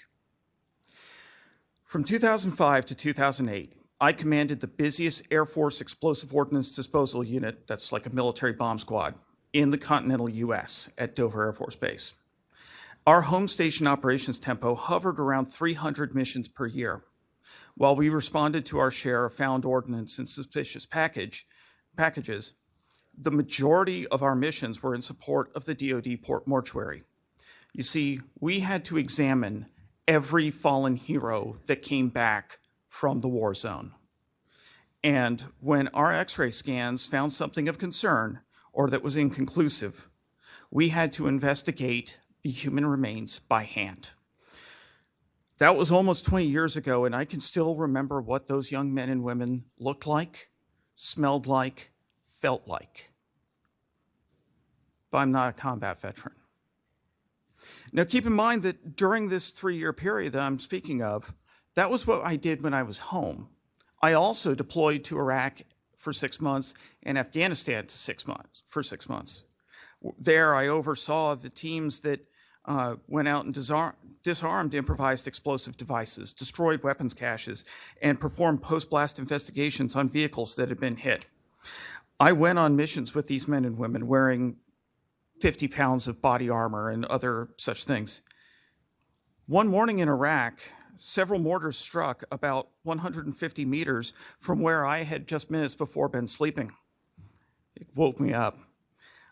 In the chaos, I ran out of my trailer wearing flip-flops and having shorts and having a rifle slung over my back. I checked on my friends, and then I ran towards the impact zone because I was the only EOD guy on the base, and I needed to make sure it was safe to evacuate the wounded. Got that done, but that was not combat because I was on a base. I'm not special. There are lots of non-combat veterans like me, that come back with stories that we kind of think are funny, but horrify our civilian friends. We come back with stories that we don't talk about because we don't want to remember them. I'm having to tell stories that I didn't want my 3 boys to ever hear, and I'm having to do it in multiple public forums. So, clean repeal, take us back to May 12th, and then we can have a study and we can figure out how to make this program sustainable. But clean repeal, keep your promise. Yeah.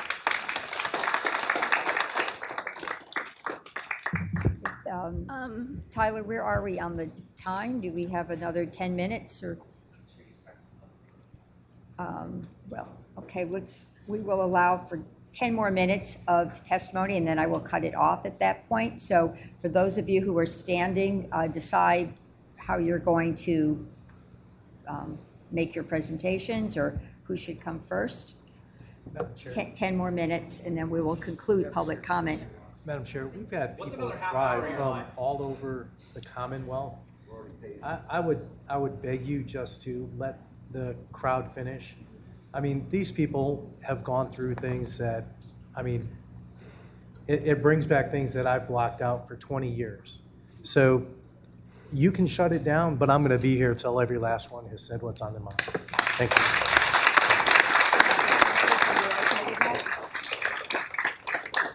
I will continue to limit individuals. If we're going to hear everybody, I will have a hard and fast 3-minute rule. When the buzzer goes off, you'll have to complete your thought.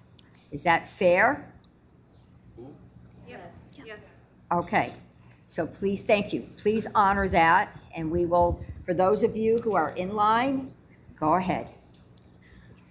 Okay, hello. My name is Sam Payton, and my message is directed to those who are undecided or do not plan to repeal this. And I want to start my statement by... Oh, sorry. Yeah, okay. I want to start my statement by posing a question. What message do you think you are sending when you do this? What do you think kids take away from this? Because for me, it tells me that you don't care. You don't care about the sacrifices veterans and their children have to make and endure every day. That our suffering and our needs should be thrown to the wayside because it is an inconvenience for someone more powerful, more rich, someone you can benefit more from appealing to. And it is sickening. You can see the way we are impacted, the people who have been reliving things they don't want to think about, kids who have to go through this every day and live with the trauma that their parents have suffered through, all of it. We have done our best to remain calm and collected when we speak, but we are not infallible. We have wept at having yet another promise stolen from us. I've seen it enough in my own home. I have seen it here, and it is too much. I'm tired of seeing people here, everyone here who's speaking, who is sitting in the crowd, who is at home, having to go through this, having their lives upended and thrown into disarray because you just can't decide to keep it the way it was. I don't understand it. Just for families who have already lost so much, why do you insist on taking more from them? These are people whose lives have been irreparably changed by the trauma and pain they have endured and witnessed. And yet, you all insist on adding this mountain of grief and stress upon our shoulders and expect us not to protest a weight we are not meant to bear. I ask that you repeal and restore this because these people, like veterans, dependents, everyone associated with it, we don't fight and we don't live through this for nothing. This is something we deserve. It is rightfully ours, and I think it is just sickening to steal it from us. That's it. Sorry, thank you. Hello, my name is Michael Parker. I served in the U.S. Army for over 20 years to include time in the infantry and a deployment to Iraq. I was rated by the VA at 100% P&T disabled, effective the day I left active duty. The hazards of service are worldwide and can come from many sources other than service and combat. The axiom used in my younger days was that if people are not dying, you're not training hard enough. Preparing for war requires difficult and dangerous training. Training injuries and death, like my neck injury from an airborne jump in elevated winds, are an unfortunate part of military life. Dangerous environmental exposures are also an unfortunate aspect of service in the military. Exposure to carcinogenic and other dangerous substances abound in the military environments. While vaccines are generally safe, a vulnerable individual can be killed or sickened by them, especially when they are forced all at once like they were when I entered. Vaccines are designed to trigger the immune system, and sometimes that can go dangerously awry. So let me ask you, is your constituents' PTSD from being raped in the barracks at Fort Myers or Fort Belvoir any less worthy? Is your Virginia National Guard's constituents' paralysis from an air assault school accident at Fort Barfoot less worthy than the same injuries from a helicopter incident in Afghanistan? Is your constituents' debilitating reactive arthritis from drinking water contaminated with bacteria any less worthy because that exposure occurred while stationed at Fort Gregg Adams rather than Iraq? Is your constituent's death or disability any less significant because he was shot at a stateside military base or a local recruiting station? Is your Marine constituent's injuries from a rollover accident while conducting military training at Quantico any less worthy? Is a pilot killed when his fighter jet crashes outside of Langley Air Force Base less worthy than a pilot whose plane crashes in Afghanistan? Are a Portsmouth sailor's severe burns from a fire on a ship while training off the coast of Virginia less worthy than the same burns from a ship fire in the Persian Gulf?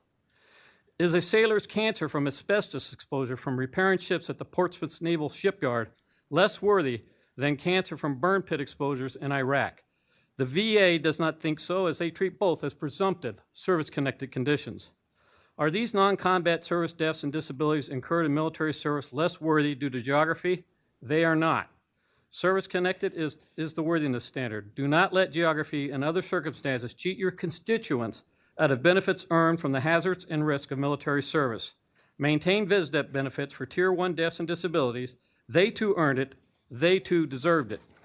I will tell you, I don't think anybody here or even the folks at VMSDEP clearly understand what is and isn't Tier 2. And if you're going to make changes based off that, you need to know it to the nth detail.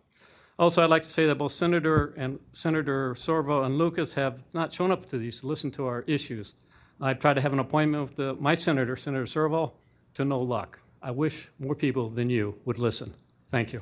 Thank you. And members stood up. Michael, members stood up while you were speaking, so you obviously have relayed a thought that has been shared by those in the audience. So thank you. All right. Yes, sir. My name is Hal Roche. I'm the past National Commander of the Veterans of Foreign Wars. I live in Hampton, Virginia. Welcome. Thank you. We've been told our whole career, this country was built on the back of veterans. And we accept that.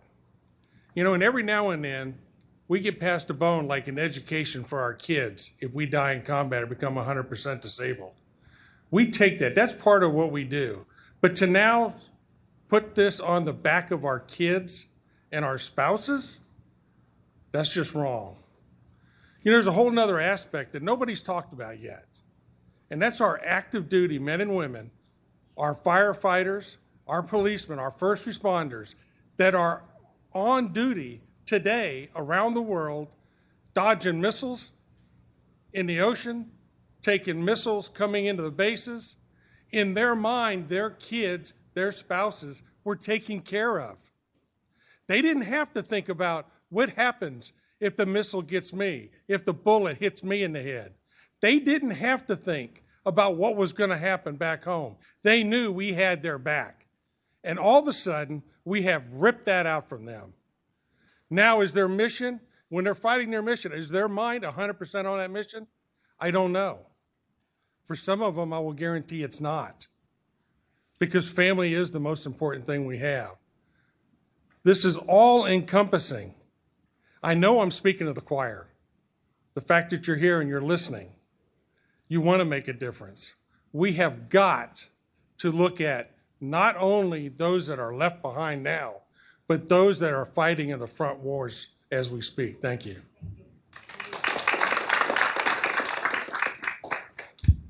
I'm short as well. My name is Katrina Fry. I'm a U.S. Army veteran, 100% PNT disabled from military sexual trauma. I am one of the faces of those who were raped in the service. I was accused of wearing the wrong thing. I was interrogated for hours. I was questioned about what was in my purse, and nothing happened to the person who committed this crime against me. I, however, was reclassified, sent to a new duty station, and finally honorably discharged. This I have carried with me for 30 years. It has made me less of a mom. It has made me less of a teacher. I can't even teach anymore. I am Tier 1. I still served my country. I still think my child deserves these benefits. There is no distinction, like someone else has previously said, that my disability counts less in the eyes of the military. To take this from my child is yet another slap in my face. To take this from my child is to remove something good that could have come from that horrible experience. So I just don't understand. I just don't understand. We have to fix this. Something good needs to come from that haunts me. The panic attacks, the night terrors. Something has to be done to fix this. Thank you for sharing your story, and many people stood up, so you have spoken on behalf of others. So thank you. That's all. Thank you.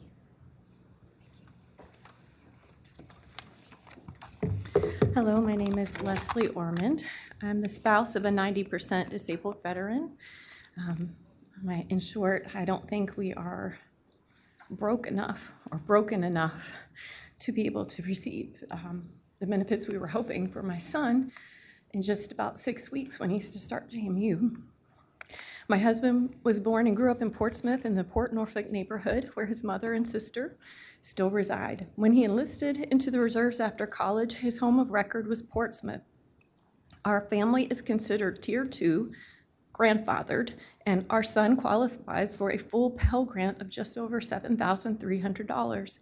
As a 90% disabled family, we pay full taxes. We do not qualify for any veteran tax assistance programs. We do not qualify for the benefits that she spoke about earlier, like Chapter 35. We planned entirely around the use of the VMSDEP program as a waiver for tuition. We plan to use the Pell Grants and other aid as of May 1st toward room and board, not knowing that on May 13th, that plan was upended and the budget bill passed with language requiring VMSDEP will no longer be a waiver program, but a last payer.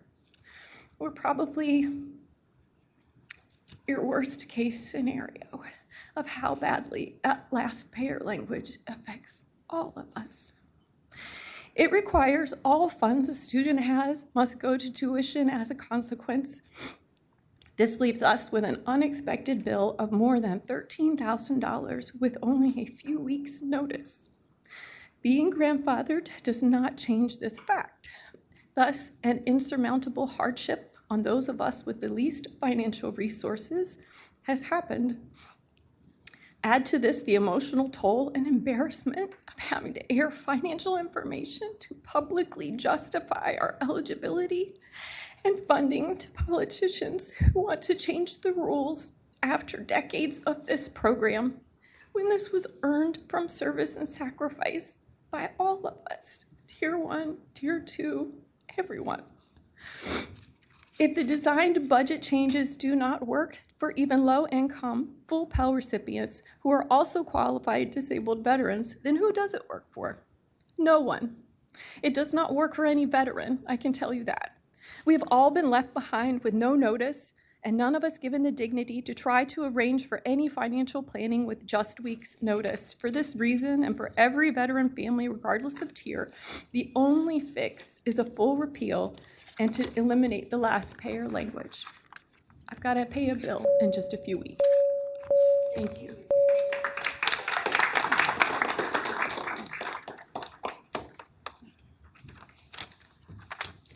Good afternoon. My name's Carrie Lynch. I live in Stafford County. They told me girls don't join the Marines. I wasn't like most girls.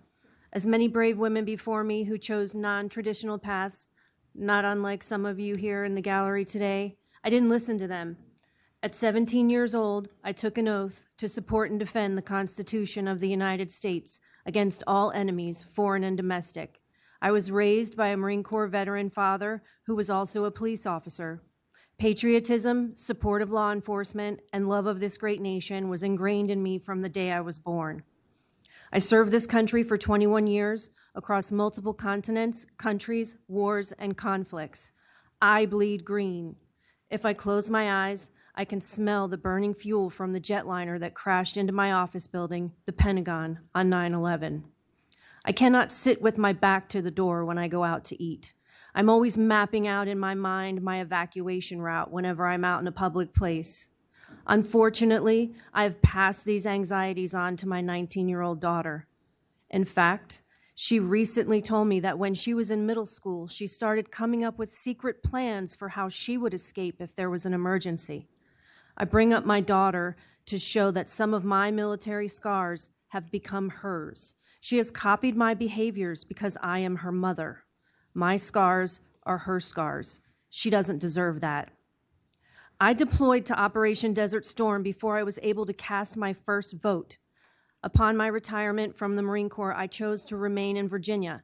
I didn't stay for VMSDEP. I had a 6-year-old and wasn't thinking about college yet. I stayed because I love Virginia. It was where I wanted to raise my daughter. I am now questioning my decision. I'm 100% PNT disabled as designated by the Department of Veterans Affairs. My daughter's father was not only a Marine Corps veteran, but a police officer. His end of watch was October 6, 2020.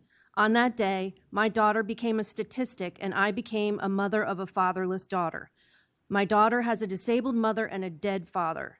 Because her father was a police officer in California and we live in Virginia, the VMSDEP program was the only viable program for her to go to college.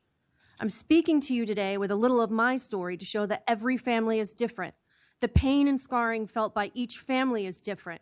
Some families have suffered the ultimate sacrifice for this great nation. Every family feels the sacrifices 24 hours a day. Each family that uses VMSDEP is grateful there is something to help financially by providing a waiver for higher education while we deal with the physical and emotional disabilities that resulted from our service. Please prove to all veterans of Virginia that we matter. Prove that the time we spent serving this great nation and the Commonwealth to protect democracy, freedom, and the Constitution was not in vain by restoring VMSDEP. We are counting on you as you have counted on all of us since 1775. Semper Fidelis. Chief Warrant Officer 3, retired Brian Smith, Shenandoah County. These briefs that you received were full of a lot of words. They lacked nuance, they lacked context, and they were not accurate, and they were deceiving. They might as well have been titled, "The Fed is going to pay for all these veterans so the Commonwealth doesn't have to." It was not accurate in the way it was represented, and 90% of it applies not only to the 90% and above veterans, but the pool of 90% and below. Can you imagine the feeding frenzy that will ensue when you start to make this population fight for the same scholarships and money that is already a chum bucket for the 90% and below? Secondary and tertiary impacts. That's what we have to understand here. All right? I never promised my daughter anything. She was an Army brat her entire life. I didn't promise I'd be home for Christmas. I didn't promise I'd be home for birthdays. I didn't promise I'd be home for any kind of graduations because I knew that if the call of duty came, I could not keep that promise. What I did promise to do was to defend the Commonwealth. And you know what? I didn't ask you guys for a last payer freaking option. I didn't tell you to apply for some other defense program before I thought that I should go ahead and do it. Time is valuable. I'll close. It is the veteran, not the preacher, who has given us freedom of religion. It is the veteran, not the reporter, who has given us freedom of the press. It is the veteran, not the poet, who has given us freedom of speech. It is the veteran, not the campus organizer, who has given us freedom to assemble. It is the veteran, not the lawyer, who has given us the right to a fair trial. And it is the veteran, not the politician, who has given us the right to vote. It is the veteran who salutes the flag, who serves under the flag, and whose coffin will be draped by that flag. Reverse and repeal. There's no other option.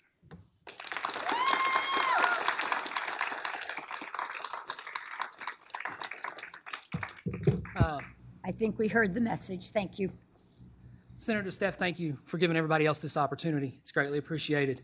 Paul Doyle, Sergeant, United States Army, retired. Lots of people have talked about the nuances of combat-related, non-combat-related, so I'm going to skip it. What I want to talk about is I'm 100% permanent and totally disabled. I can't go to Disneyland with my kids because I'm not going to make it, and I'll make them miserable if I go. My kids sacrifice every day their dad because of my service.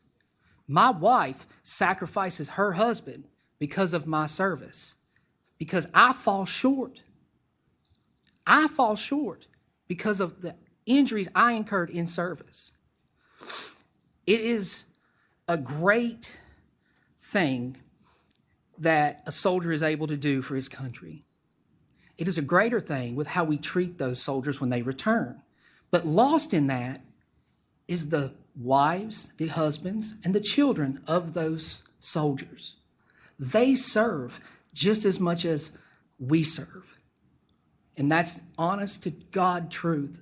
And anybody in here will tell you, when I am in a bad spot, my wife's in a bad spot. My kids are in a bad spot.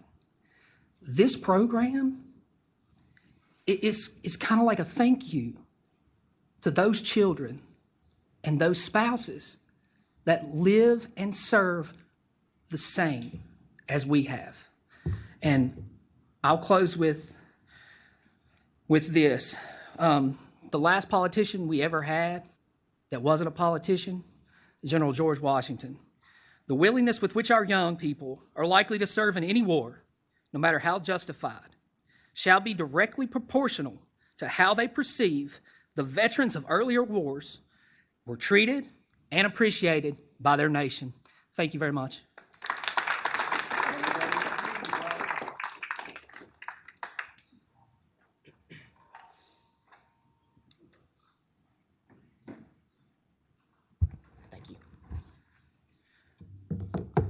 Good afternoon, Madam Chair and members of the group. We stand before you today supporting the Virginia Military Survivors Independence Education Program, a symbol of hope and opportunity to many veteran families throughout the Commonwealth. Education is a powerful tool. The VMSDE program provides dependent families with the ability to obtain an education that equips them with the skills necessary to obtain well-paying jobs and stable futures. A future that each and every veteran hopes for their families. Instilled with values from their military family members of service and toil, these are the individuals we want pursuing higher education and fulfilling subsequent positions. These individuals, having faced immeasurable personal loss, are granted the chance to pursue their aspirations, a concept every single veteran fought to preserve. It is up to you to ensure that the promise of education remains attainable. When my mother told me about the news of the reforms, chills were sent down my spine at the egregious thought. In the past week, I attended Boys State, hosted by the American Legion. Almost every counselor was a veteran, and I had the privilege of listening to many of their stories. I'm not able to talk today about what those veterans, the veterans in this room, and veterans like my father have experienced. And as a rising senior, I cannot overstate the importance of the program. However, I can say that the VMSDE program is not a question of whether it is needed nor earned. It was earned when those 9% of Virginians made the commitment to serve for those who cannot. And now that those veterans have become those who cannot, it is time for you to make the commitment to them, honoring and supporting the families of those who have given so much for our country. To end simply, I implore you, ensure that the legacy of our fallen heroes live on through the success and achievements of their loved ones. Thank you.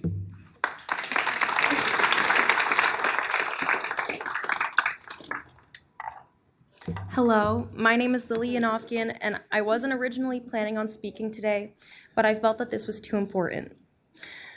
I'm the daughter of a 100% disabled veteran from non-combat related injuries. He served for almost 24 years in our Air Force and has had almost 40 years of service in other military related career aspirations. I made the intentional financial decision 3 years ago to not use these benefits that I was entitled to and promised so that I could use them towards my graduate education, which is oftentimes more expensive. My future and financial decisions have been completely uprooted in a matter of weeks when I have been making these plans and saving for decades. What I would like to give you perspective on and explain is what this out-of-the-blue decision has done for students and citizens like me. I'm a part of Generation Z. Unfortunately, our generation has faced unprecedented challenges related to the economic state of our country that we have inherited. Over 60% of my generation have been diagnosed with an anxiety-related disorder, according to a multi-year study that was published in 2023. 45% of Gen Z has expressed in a recent study that they experience these anxieties due to financial-related issues. I'm here to share on behalf of my sister, who is only 16 years old and cannot vote to express her voice like so many other young people. My brothers so far will not be affected by this program because they'll be starting their undergraduate education in the fall. But me and my sister will be forced to take out tens of thousands of dollars in debts to achieve our futures. They say that America is the home of the brave and the land of the free. Without gratitude for our veterans' bravery, our great nation would never be the promised land that so many of us have always believed it to be. Just this afternoon, I recited the Pledge of Allegiance with my fellow constituents, one nation, fighting for liberty and justice for all. That brought me hope. We need to serve our youth. We are the future. Our education is our nation's future. Full repeal or no deal. Thank you.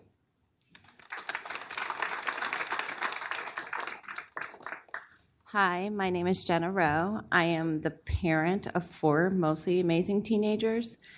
I have been married to my Virginia, born and raised, been here for every generation known to mankind, Marine, retired Marine for over 20 years. I have a question. How can 1.7% of students be the problem with the universities? If the universities have a problem funding 1.7% of students, then maybe the public universities need to open their books for everyone to examine. Second of all, according to the Board of Visitors of VCU, this program only cost them $4 million. I believe the number you guys were given was 12. So which is it? Is it 12 million or is it 4 million? Because that's a big, big, big difference. So that is why today there needs to be a repeal and then a study, because we have been given wrong information. Everybody's been given wrong information. Even today, like some of it was wrong information. How can you make good decisions on bad information? The right thing to do is to repeal this language, have a comprehensive independent study to find out real numbers, because if a board of visitors of a university is saying 4 million, it's only costing 4 million, and then they give you, it's on their webpage, it's on their minutes. So, and this was 2023, and the 2023 number is 12 million that they give you. That is why we are pushing so hard back at this, because none of the numbers make sense. And if 2 + 2 cannot equal 20, no matter how much you want it to. And you're welcome. And then I think that is why we're so pushing back on this. If we had the study, we could honestly look at it, but there are so many different numbers. And I mean, VCU just said we have a $1.5 billion budget, and then they just lost $100 million, but they can't afford 600 students on their campus? Make it make sense. And right now it doesn't. So have the repeal, because right now there's 56 days till my kid goes to school. There has been no information given to any universities from any government body about the distribution of the VMSDEP program. And when I call to ask them about my incoming freshmen, they have no information to give me. So when we say we don't know if we're grandfathered, because just because you say it so, doesn't make it so. Sure. Thank you. Thank you. Thank you. Hello, my name is Portnoy Evans Johnson. I was just an escort for one of the members who spoke to media, but I see how incredibly relevant and important it is to speak. I was raised by a World War II Marine, Okinawa World War II, phenomenal grandpa. No one is asking for added, they're just saying don't strip. I think it's outrageous, and I'm gonna use my 1 minute, I've got 2 minutes left, to offer up a quote. And no glasses, but it's by retired Major General Craig Crenshaw. And he said, the family bears the brunt. They lift up, they bolster, they protect the veteran. When that person is gone, the family needs to be protected too. Thank you.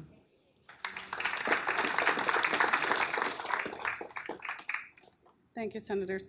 Senator, my understanding is that the bills have to match for it to, okay. What I'm asking for, I'm a Hampton Roads resident. I own a home in Senator Locke's district. I have tried to reach out to Senator Locke, Senator Lucas, as have many people. I work in the mental health field in Hampton Roads, serving our most vulnerable population. And I'm asking for a meeting. I would like these 2 senators to meet with me before Monday with other Hampton Roads families and some that are not even affected directly by this program that have concerns. Please meet with us by Monday. I'll go to Portsmouth. I live in Newport News. I will drive to Portsmouth to meet with her. That's all I'm asking for, a meeting. Please. Thank you. Good afternoon, Senators. My name is Wayne Nemo, and wasn't my intention to speak originally today, but after hearing everybody talk about this Tier 1, Tier 2 stuff, I was classified Tier 2. My oldest son of 5 started using the program, just got a 369 GPA at Virginia Tech, so that's what your program's getting you here in Virginia. I graduated from Virginia Tech back in the day, originally a resident of Arkansas, but came to Virginia Tech through Navy ROTC and pretty much stayed in the state of Virginia through my 20 years in the Navy. 5 kids. One of the reasons we decided to stay in Virginia when I retired, or when I left active duty, I'll get to that in a second, is because of this program. Could have went to Arkansas, has a similar program. They even cover room and board. But I decided to stay in Virginia because of this. With this program changing, even though, yes, some consider my operations in submarines as combat, we don't like to talk about it because a whole lot of issues there. But what we do in submarines is no different than what anybody in this room, whether they were here in the United States on the home front or they were on the front lines, supported our country, whether it was the war on terror or what have you. They supported our nation and freedom around the world. So trying to classify us as Tier 1, Tier 2, I just don't get it. You know, we all did our part, whether we were called to go to the front line and have a rifle in our hand, or we were maintaining the ship, or we were battling the elements. It doesn't matter. We all did our part. Some of us just got put in different circumstances.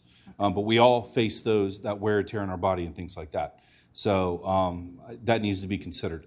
But yeah, I was in submarines, and we would go out, 150 sailors. We're all one team, one fight. And that's how I view all of us here today. You're not going to split us up. We would go out, and we all knew if the worst happened, we weren't coming home. All of us were gone. There's no splitting us up. And that's how I look at this. So, yeah, I'm Tier 2. Some of them are Tier 1. Some of us are 100%. Some of us are 90. No, we're all in this together. And I'm going to advocate for all of them, no matter what. So that's just what I wanted to say today and speak for them. Thank you. Okay, thank you. Staff would like to comment, so, excuse me, sir. Madam Chair, I just wanted to make it clear to the public what Senator Lucas intends to docket which bill for Monday, so that they're aware. The one you described earlier, Senate Bill 6009, she has multiple bills. I just want to let you know that that is the one that will be heard on Monday. That's her bill. I'm not speaking to the House bill, whether that's being heard. Let me be clear. We will post an agenda. There's a process where a House bill comes over. But her bill that people are describing, the previous bill, I wanted to be clear that her intent in introducing the other bill last night is that replaces that previous bill. Thank you, Madam Chair. That's unacceptable. That's unacceptable. Okay, we hear you. There is a legislative process. I'm going to ask for your patience. Senator Lucas's bill is a repeal. No, it's not. It's a repeal with a sunset. I understand the difference. I understand your position. I get it. You want the full repeal. You have been articulate and eloquent, and I thank you. And I thank you for your eloquence. We're just trying to be clear about what the next steps are in the process. So let's continue to talk. Let's continue to talk. My colleagues are watching this live stream. They are interested in what you have to say. Let's continue to have this conversation. We will get to a place that is a good place. Good trouble. No, good for you and good for the Commonwealth. Good afternoon. Thank you. Good afternoon. My name is Joe Ellenbecker, Chesapeake, Virginia, 31 years in the Navy, retired, 100% P&T. First, I'd like to thank Senator SFAC for allowing us to continue to have a voice.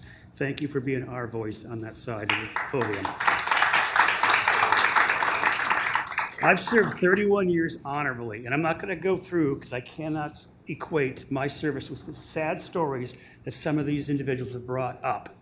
How you can contain your emotions is beyond me, but it is moving. Don't roll your eyes, ma'am. I did not roll my eyes. You did, ma'am. Well, it was not out of disrespect. So I'd appreciate you would appreciate me. So I will be respectful to you. I would expect the same. Thank you. I've never been more proud of my service and my brothers and sisters in the military with first responders than I have in the last 6 weeks, and especially today. You have to realize how hard this is to come and bring up these issues and talk about these things, the impact it has on our families. And for one person, and apparently you don't want that one person named, for one person to roadblock us, don't exasperate yourself, ma'am. This is an emotional issue for us. This is a compact that was provided by the state to people that have served this state and this country. And for her to not even be here, and I hope she's watching right now. I highly doubt it. But to the people who've spoke before, she is not in communication. That is sad that she will not respond to her constituents or to other voters in this state. How can you explain that action, ma'am? I don't have an explanation. I can say that the senators are trying to evaluate the program. It's all I can say. Your stories are incredibly important. They're compelling. I feel them, and we will do the right thing. It's a challenge. Madam Chairwoman, words ring hollow. I will stand behind you based on what happens on Monday. I know damn well that you and your colleagues can talk to that person this weekend and resolve this. This Monday can be easy if you want it to be. If you can't be moved by the stories of these people, that is sad. Stand behind your people. Stand behind the first responders, the policemen, the firemen, and my military brothers and sisters in arms. Thank you. Thank you.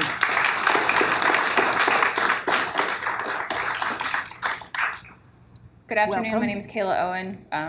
I am head cheerleader of this chaos, I guess. So I want to start off by saying that while everybody says that they know the language, you guys don't know your language, because we were the ones that figured out first responders were impacted, and we were the ones that made the phone calls to them. So I just want to be clear with that from the very beginning. The grandfather clause and the sunset clause are not accurately in Lucas's bill. So I understand what you've been told, but the language says something different. So I really need you to go back and look at that and make sure that that's correct. And I'm not paid for this. You guys are. So I think it's a little bit embarrassing that I keep having to translate what the language actually means in terms of last payer and, FAFSA and all that stuff. I think Senator Lucas and Senator Survell should have to sit and listen to all of these statements. I don't think they've done that to this point. It's not, they haven't been present. They haven't been at the task force, despite the fact that Senator Lucas is actually on the task force. She was not physically there. She was on Zoom for about 15 minutes, introduced herself, and then hopped off of Zoom. So it's my understanding that I would really hope that before they make a decision on Monday, that they have to sit and they have to listen with their undivided attention, not scrolling on their phone or whatever they're doing. I would really like for them to sit and listen to what we all have to say. I think that is incredibly important. And I would implore you to ask them to do that. And this is the second time, by the way, that we've been asked to check our emotions or to not repeat or to not go on for too long, because that happened at the task force as well. And there were a bunch of people that also mentioned that in their task force speech about how rude and disrespectful that was, that we are sharing literally the most intimate components of the human experience and of our lives, and we're not receiving respect in doing so. So I just wanted to say that as well. So my shirt today, very bright. It says, "Let them eat cake." Do you know what that means? The phrase, from my perspective, reflects the attitudes of Senator Survell and Senator Lucas. Their total lack of understanding of what they have done to every single family in this room over the last 6 weeks. I have missed graduations for my children because I have been on phones with legislators. I have missed seeing my great aunt, who was 103, who died last week. We have canceled family vacations. You don't understand what you are doing to our daily lives. Morning, noon, and night. My son walked in the door from camp for 2 weeks. He walked in the door. I wasn't even able to take his call because I had 3 different phone calls going at the same time. I cannot be a mother because I am having to deal with this. And I just want to make one more point. I won't go over too long. But I want to make the point that the American Disabilities Act states that you cannot ask my friend, Mr. Coffin, why he has a service dog. Yet we are being forced to prostitute ourselves to you to try and beg for a benefit that was stolen.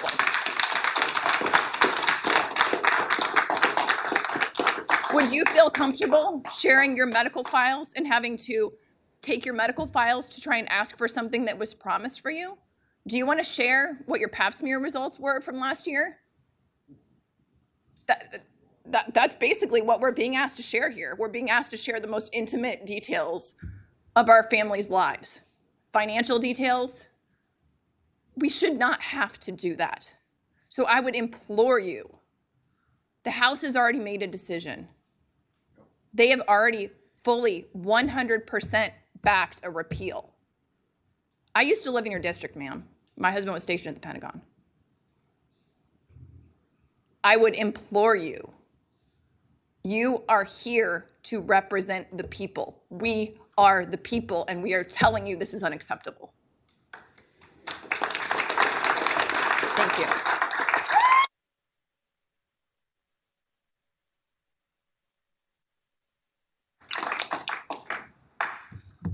Good afternoon. I just want to say thank you for being here and listening to us. I'll make mine relatively quick since I am the last person in line. But I am a Virginia Tech college student. I am majoring in environmental policy and planning. I'm on track to graduate an entire semester early, and I plan on using my credits that I have with VMSDEP towards my graduate degree, since I am on track to graduate early in the top 10% of my class of the university, actually. So as I head into my third year, I'm really nervous and anxious about what's to come in the future. We speak about the grandfather clause, but I maybe this is on me, but I don't know if the grandfather clause is for this year, for this semester, or for the rest of the remaining credits that I have. It's unclear to me. And so I, as the oldest of three, my brother spoke earlier, I felt guilty about the financial burden that I would leave my family by attending higher education. And so being approved by VMSDEP had saved my family. Instead of student loans that might follow me for the rest of my life, or financial hardship to my parents as they have to balance medical bills, a mortgage, and basic necessities. The VMSDEP had saved our financial situation as well as my chance at a future in higher education. And I will be forever grateful to my father, who risked his life in the aftermath of 9/11, that he could provide this opportunity of freedom of education, similarly to the freedom that he fought for. Being accepted into the VMSDEP program meant that my father had a 90% disability for the rest of his life. This program is offered to veterans who are no longer with us, or to veterans who have suffered tremendously for us to stand here today. While my father could not make it here today, I speak on his behalf to urge you to repeal the effects and to think about the children of the veterans who will shape the world and the education that we receive, and who may very well be sitting in the spot that you're sitting in today. Thank you.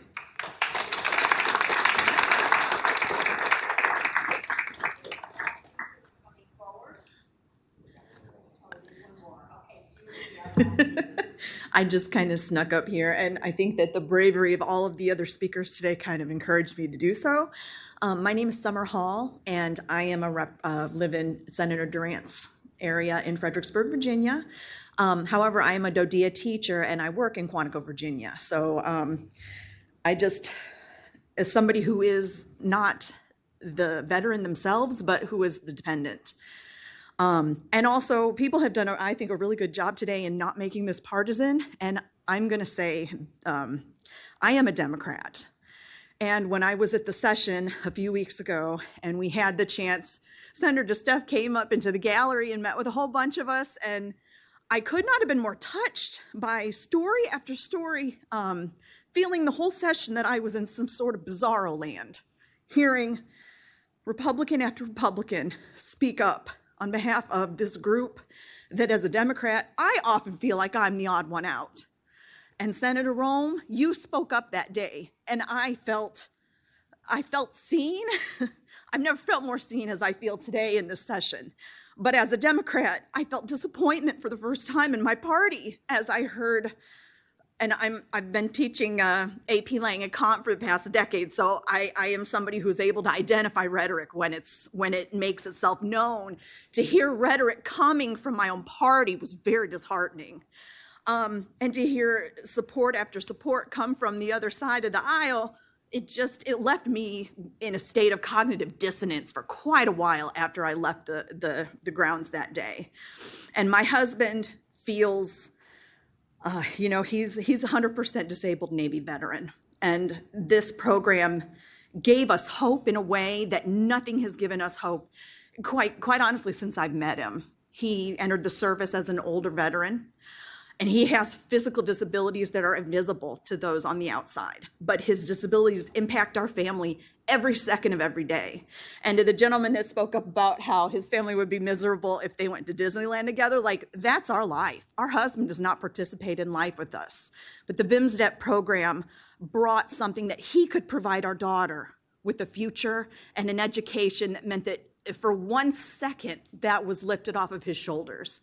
And instead of shame and hopelessness, we feel pride at being able, that his service means something. It means something anyway, but to avail ourselves of this program meant that he could provide something that otherwise he can't. He can't work. His disability is his only source of income.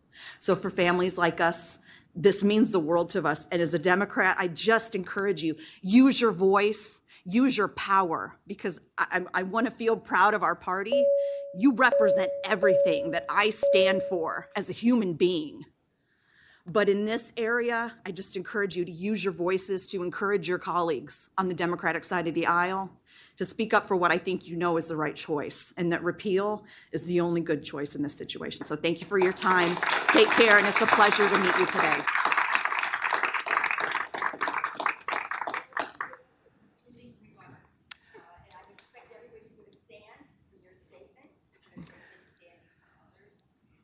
Thank you for the time and the opportunity. My name is Caitlin Goodale Porter. I'm an Army and a Coast Guard veteran, and also the proud wife of an Army retiree and veteran. 2 for the price of 1. Anyway, I will keep this short, but I want to say there is one silver lining to this awful, miserable experience that we have had for the past 4 months, and this is the silver lining. So please stand. I am so proud of this team. And where is Kayla? Head cheerleader. Oh my Lord. If we could draft women right now, this is the one I want. She has done phenomenal work. Her husband is the military person, but she has the soul of a general. And we are so lucky to have her. And you know what? We're not of the same party. But if she decides to run for office, I'll be campaigning for her. Unfortunately, she's a Republican. Sorry. I am the Democrat. But we need this crowd in the legislature. Please turn us into an asset, but listen to us first, because we are telling you the truth. We are speaking truth to power, and this will matter if we get it right. We will figure this program out. There are things to be done to make it better, but first it has to survive. There is no doing CPR on the baby after you've tossed it out with the bathwater. We need a full repeal, and we need it Monday. Please, we beseech you. Thank you.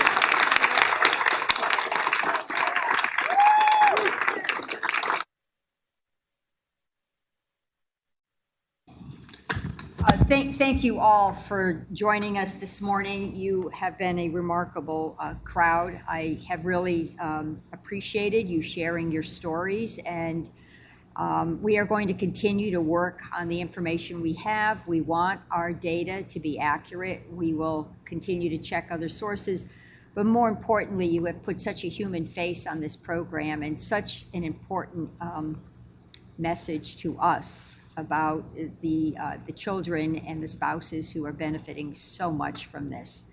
And I really am very moved. So I want you to know each one of us will be using our best judgment and our heart and hopefully whatever other strength we have to do the best we can for you all. And we do thank you all for the service, the service of your family members, and for coming today. I hope you stay with us through this process. I understand Senator McPike, did you have something you wanted to say? Thank you, Madam Chair. I really just wanted to highlight and appreciate the number of people. I recognize a lot of the stories and faces that came to the first task force meeting, of which I think we took 4 plus hours of testimony, hearing each of you, and now several hours. And I know many of you traveled, from great distances to provide that input. And so I do hope other legislators are able to if they haven't watched it live, to go back and look at some of your stories, because there's lots of different contexts, a lot of important nuance to the programs, which is not unnoticed by all of us, and I know staff and everyone else here. So I just wanted to say that thank you for those who attended the task force, as well as those new members who've just joined for the first time to provide public testimony and comment. This might be your first time out, and hopefully it's not your last. And so I appreciate your stories, and I know they're difficult ones. Thank you. Madam Chair. All right. For all 28 of you all who, and I took notes of every single person who spoke, just wanted to say thank you for your courage today and being vulnerable enough to be visible, to put that out there, because those stories are not only heartbreaking, but sometimes just to speak them, a weird dichotomy happens. On the one hand, it can be incredibly triggering. And there's going to be a number of you who leave here today, who go back into whatever your mode of transportation was, and you're going to be reliving what you said at the mic, what other people said at the mic, and it's going to have brought you back to some really tough days. And I want to know that I hear you and I see you on that, and that it's just the fact that you're putting yourselves out there to do it out of what you've all have clearly demonstrated as a necessity. I get it. Absolutely get it. It's why I signed on to HB 6003 that passed today. It's why I had signed on to SB 6006 last time as well. And, I've supported this legislation because it's the right thing to do. And I also understood that when the time came and we did not have a chance to make amendments, we didn't have a chance to do any of that, it was up or down on the budget. And if we didn't get it as of next week, government would have shut down, right? I get that there was a process that did not work for a lot of people here, and I hope that there's a lot of lessons going forward of what to do. Regarding next steps, yeah, of course I'll be on the phone working, and advocating for our position here. And look, one of my constituents from Battlefield High School spoke today from Haymarket, and my job is to serve my constituents. My constituents have asked unanimously for me to, be a good advocate for y'all. At the same time, I also recognize that the current situation that we are in, of what happens if nothing goes forward, that is unacceptable under any circumstance, period. And so Plan A is that House bill that passed today, as far as I'm concerned. Plan B, we'll see what happens on Monday. But Plan A, to me, the best bill that we could get is making sure that no one here has that anxiety going forward. And then from here, I really, really hope that everyone keeps staying engaged, especially with JLARC. JLARC does really good work on a whole lot of things. I hope we all stay engaged and we realize that we are all in this to work together civilly, respectfully. And as a legislator, sometimes you just have to take it. That's part of the deal. It's what you signed up to do. And what we have signed up to do as politicians, as legislators, is nothing compared to what you all have signed up to do in your lives. And for the families who said that military families serve, it's not just the one person, it is the whole family. I know all of us up here have stories to share in that regard. And one of the speakers here who talked about what it's like to have to hold her child who cries when her dad's not there. I was that kid. My dad killed himself when I was 3 years old, and he was a Vietnam vet. And he was one of the 17 and 22 veterans a day who died by suicide in this country. We actually did something really good on that a couple of years ago, where we actually voted for a bill for a suicide prevention coordinator within DVS, and that's a great step. At the same time, I think at the very, very bottom line here is all of us on this dais today have heard you loud and clear about where you are and where we need to go. I get it, you all get it, and let's work together going forward. My office, my team and I, we will always have an open door, open policy, everything for y'all. And at the same time, I want to make sure that we do not contribute harm. And that's kind of where we're at today. So thank you so much, Madam Chair.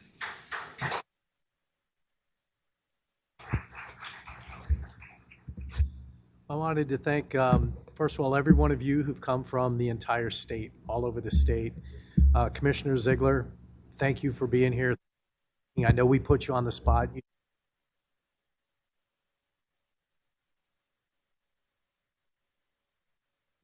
For our military, our police, our fire, our EMS who've lost their lives, for those who have today opened up the boxes that we lock up after you see these tragedies, after you go through this.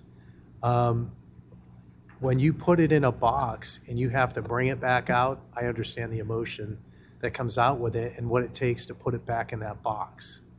My children understand that. So thank you for sharing it with us. And I'm glad your emotions came out. I'm glad you showed up. And I'm glad that you're sticking together, because the motto of almost every military unit is no one's left behind. The motto of our police, fire, and EMS is don't leave anyone behind. So keep doing what you're doing. I will be down in 608 after this. If you want to talk, I'm happy to stay until I've got to be home by about 10 o'clock tomorrow, so I got plenty of time. But I'll be down in 608 after this. Thank you guys again for everything. And Madam Chair, thank you for running the hearing. Thank you. I will just ask, thank you. Thank you, colleagues. Thank you, audience. Staff, do you have any housekeeping announcements that perhaps I forgot to make? Madam Chair, I'll just reiterate that written comments went, the ability to submit those went live at 12 p.m. We've checked it. It appears to be working. If you have technical difficulty, though, feel free to call the main line, which is on our website. It's posted there. It's posted on the streaming link, so there's two places where you can access that. In addition to your point, we will be polling members for, you suggested up to 4 additional meetings, I believe, yes. And we will be doing that as soon as possible so that we can have those meeting dates posted to our website in advance so everyone will know when they are. Thank you. Thank you very, very much. This meeting is adjourned. And the Senate of Virginia, Richmond, Virginia.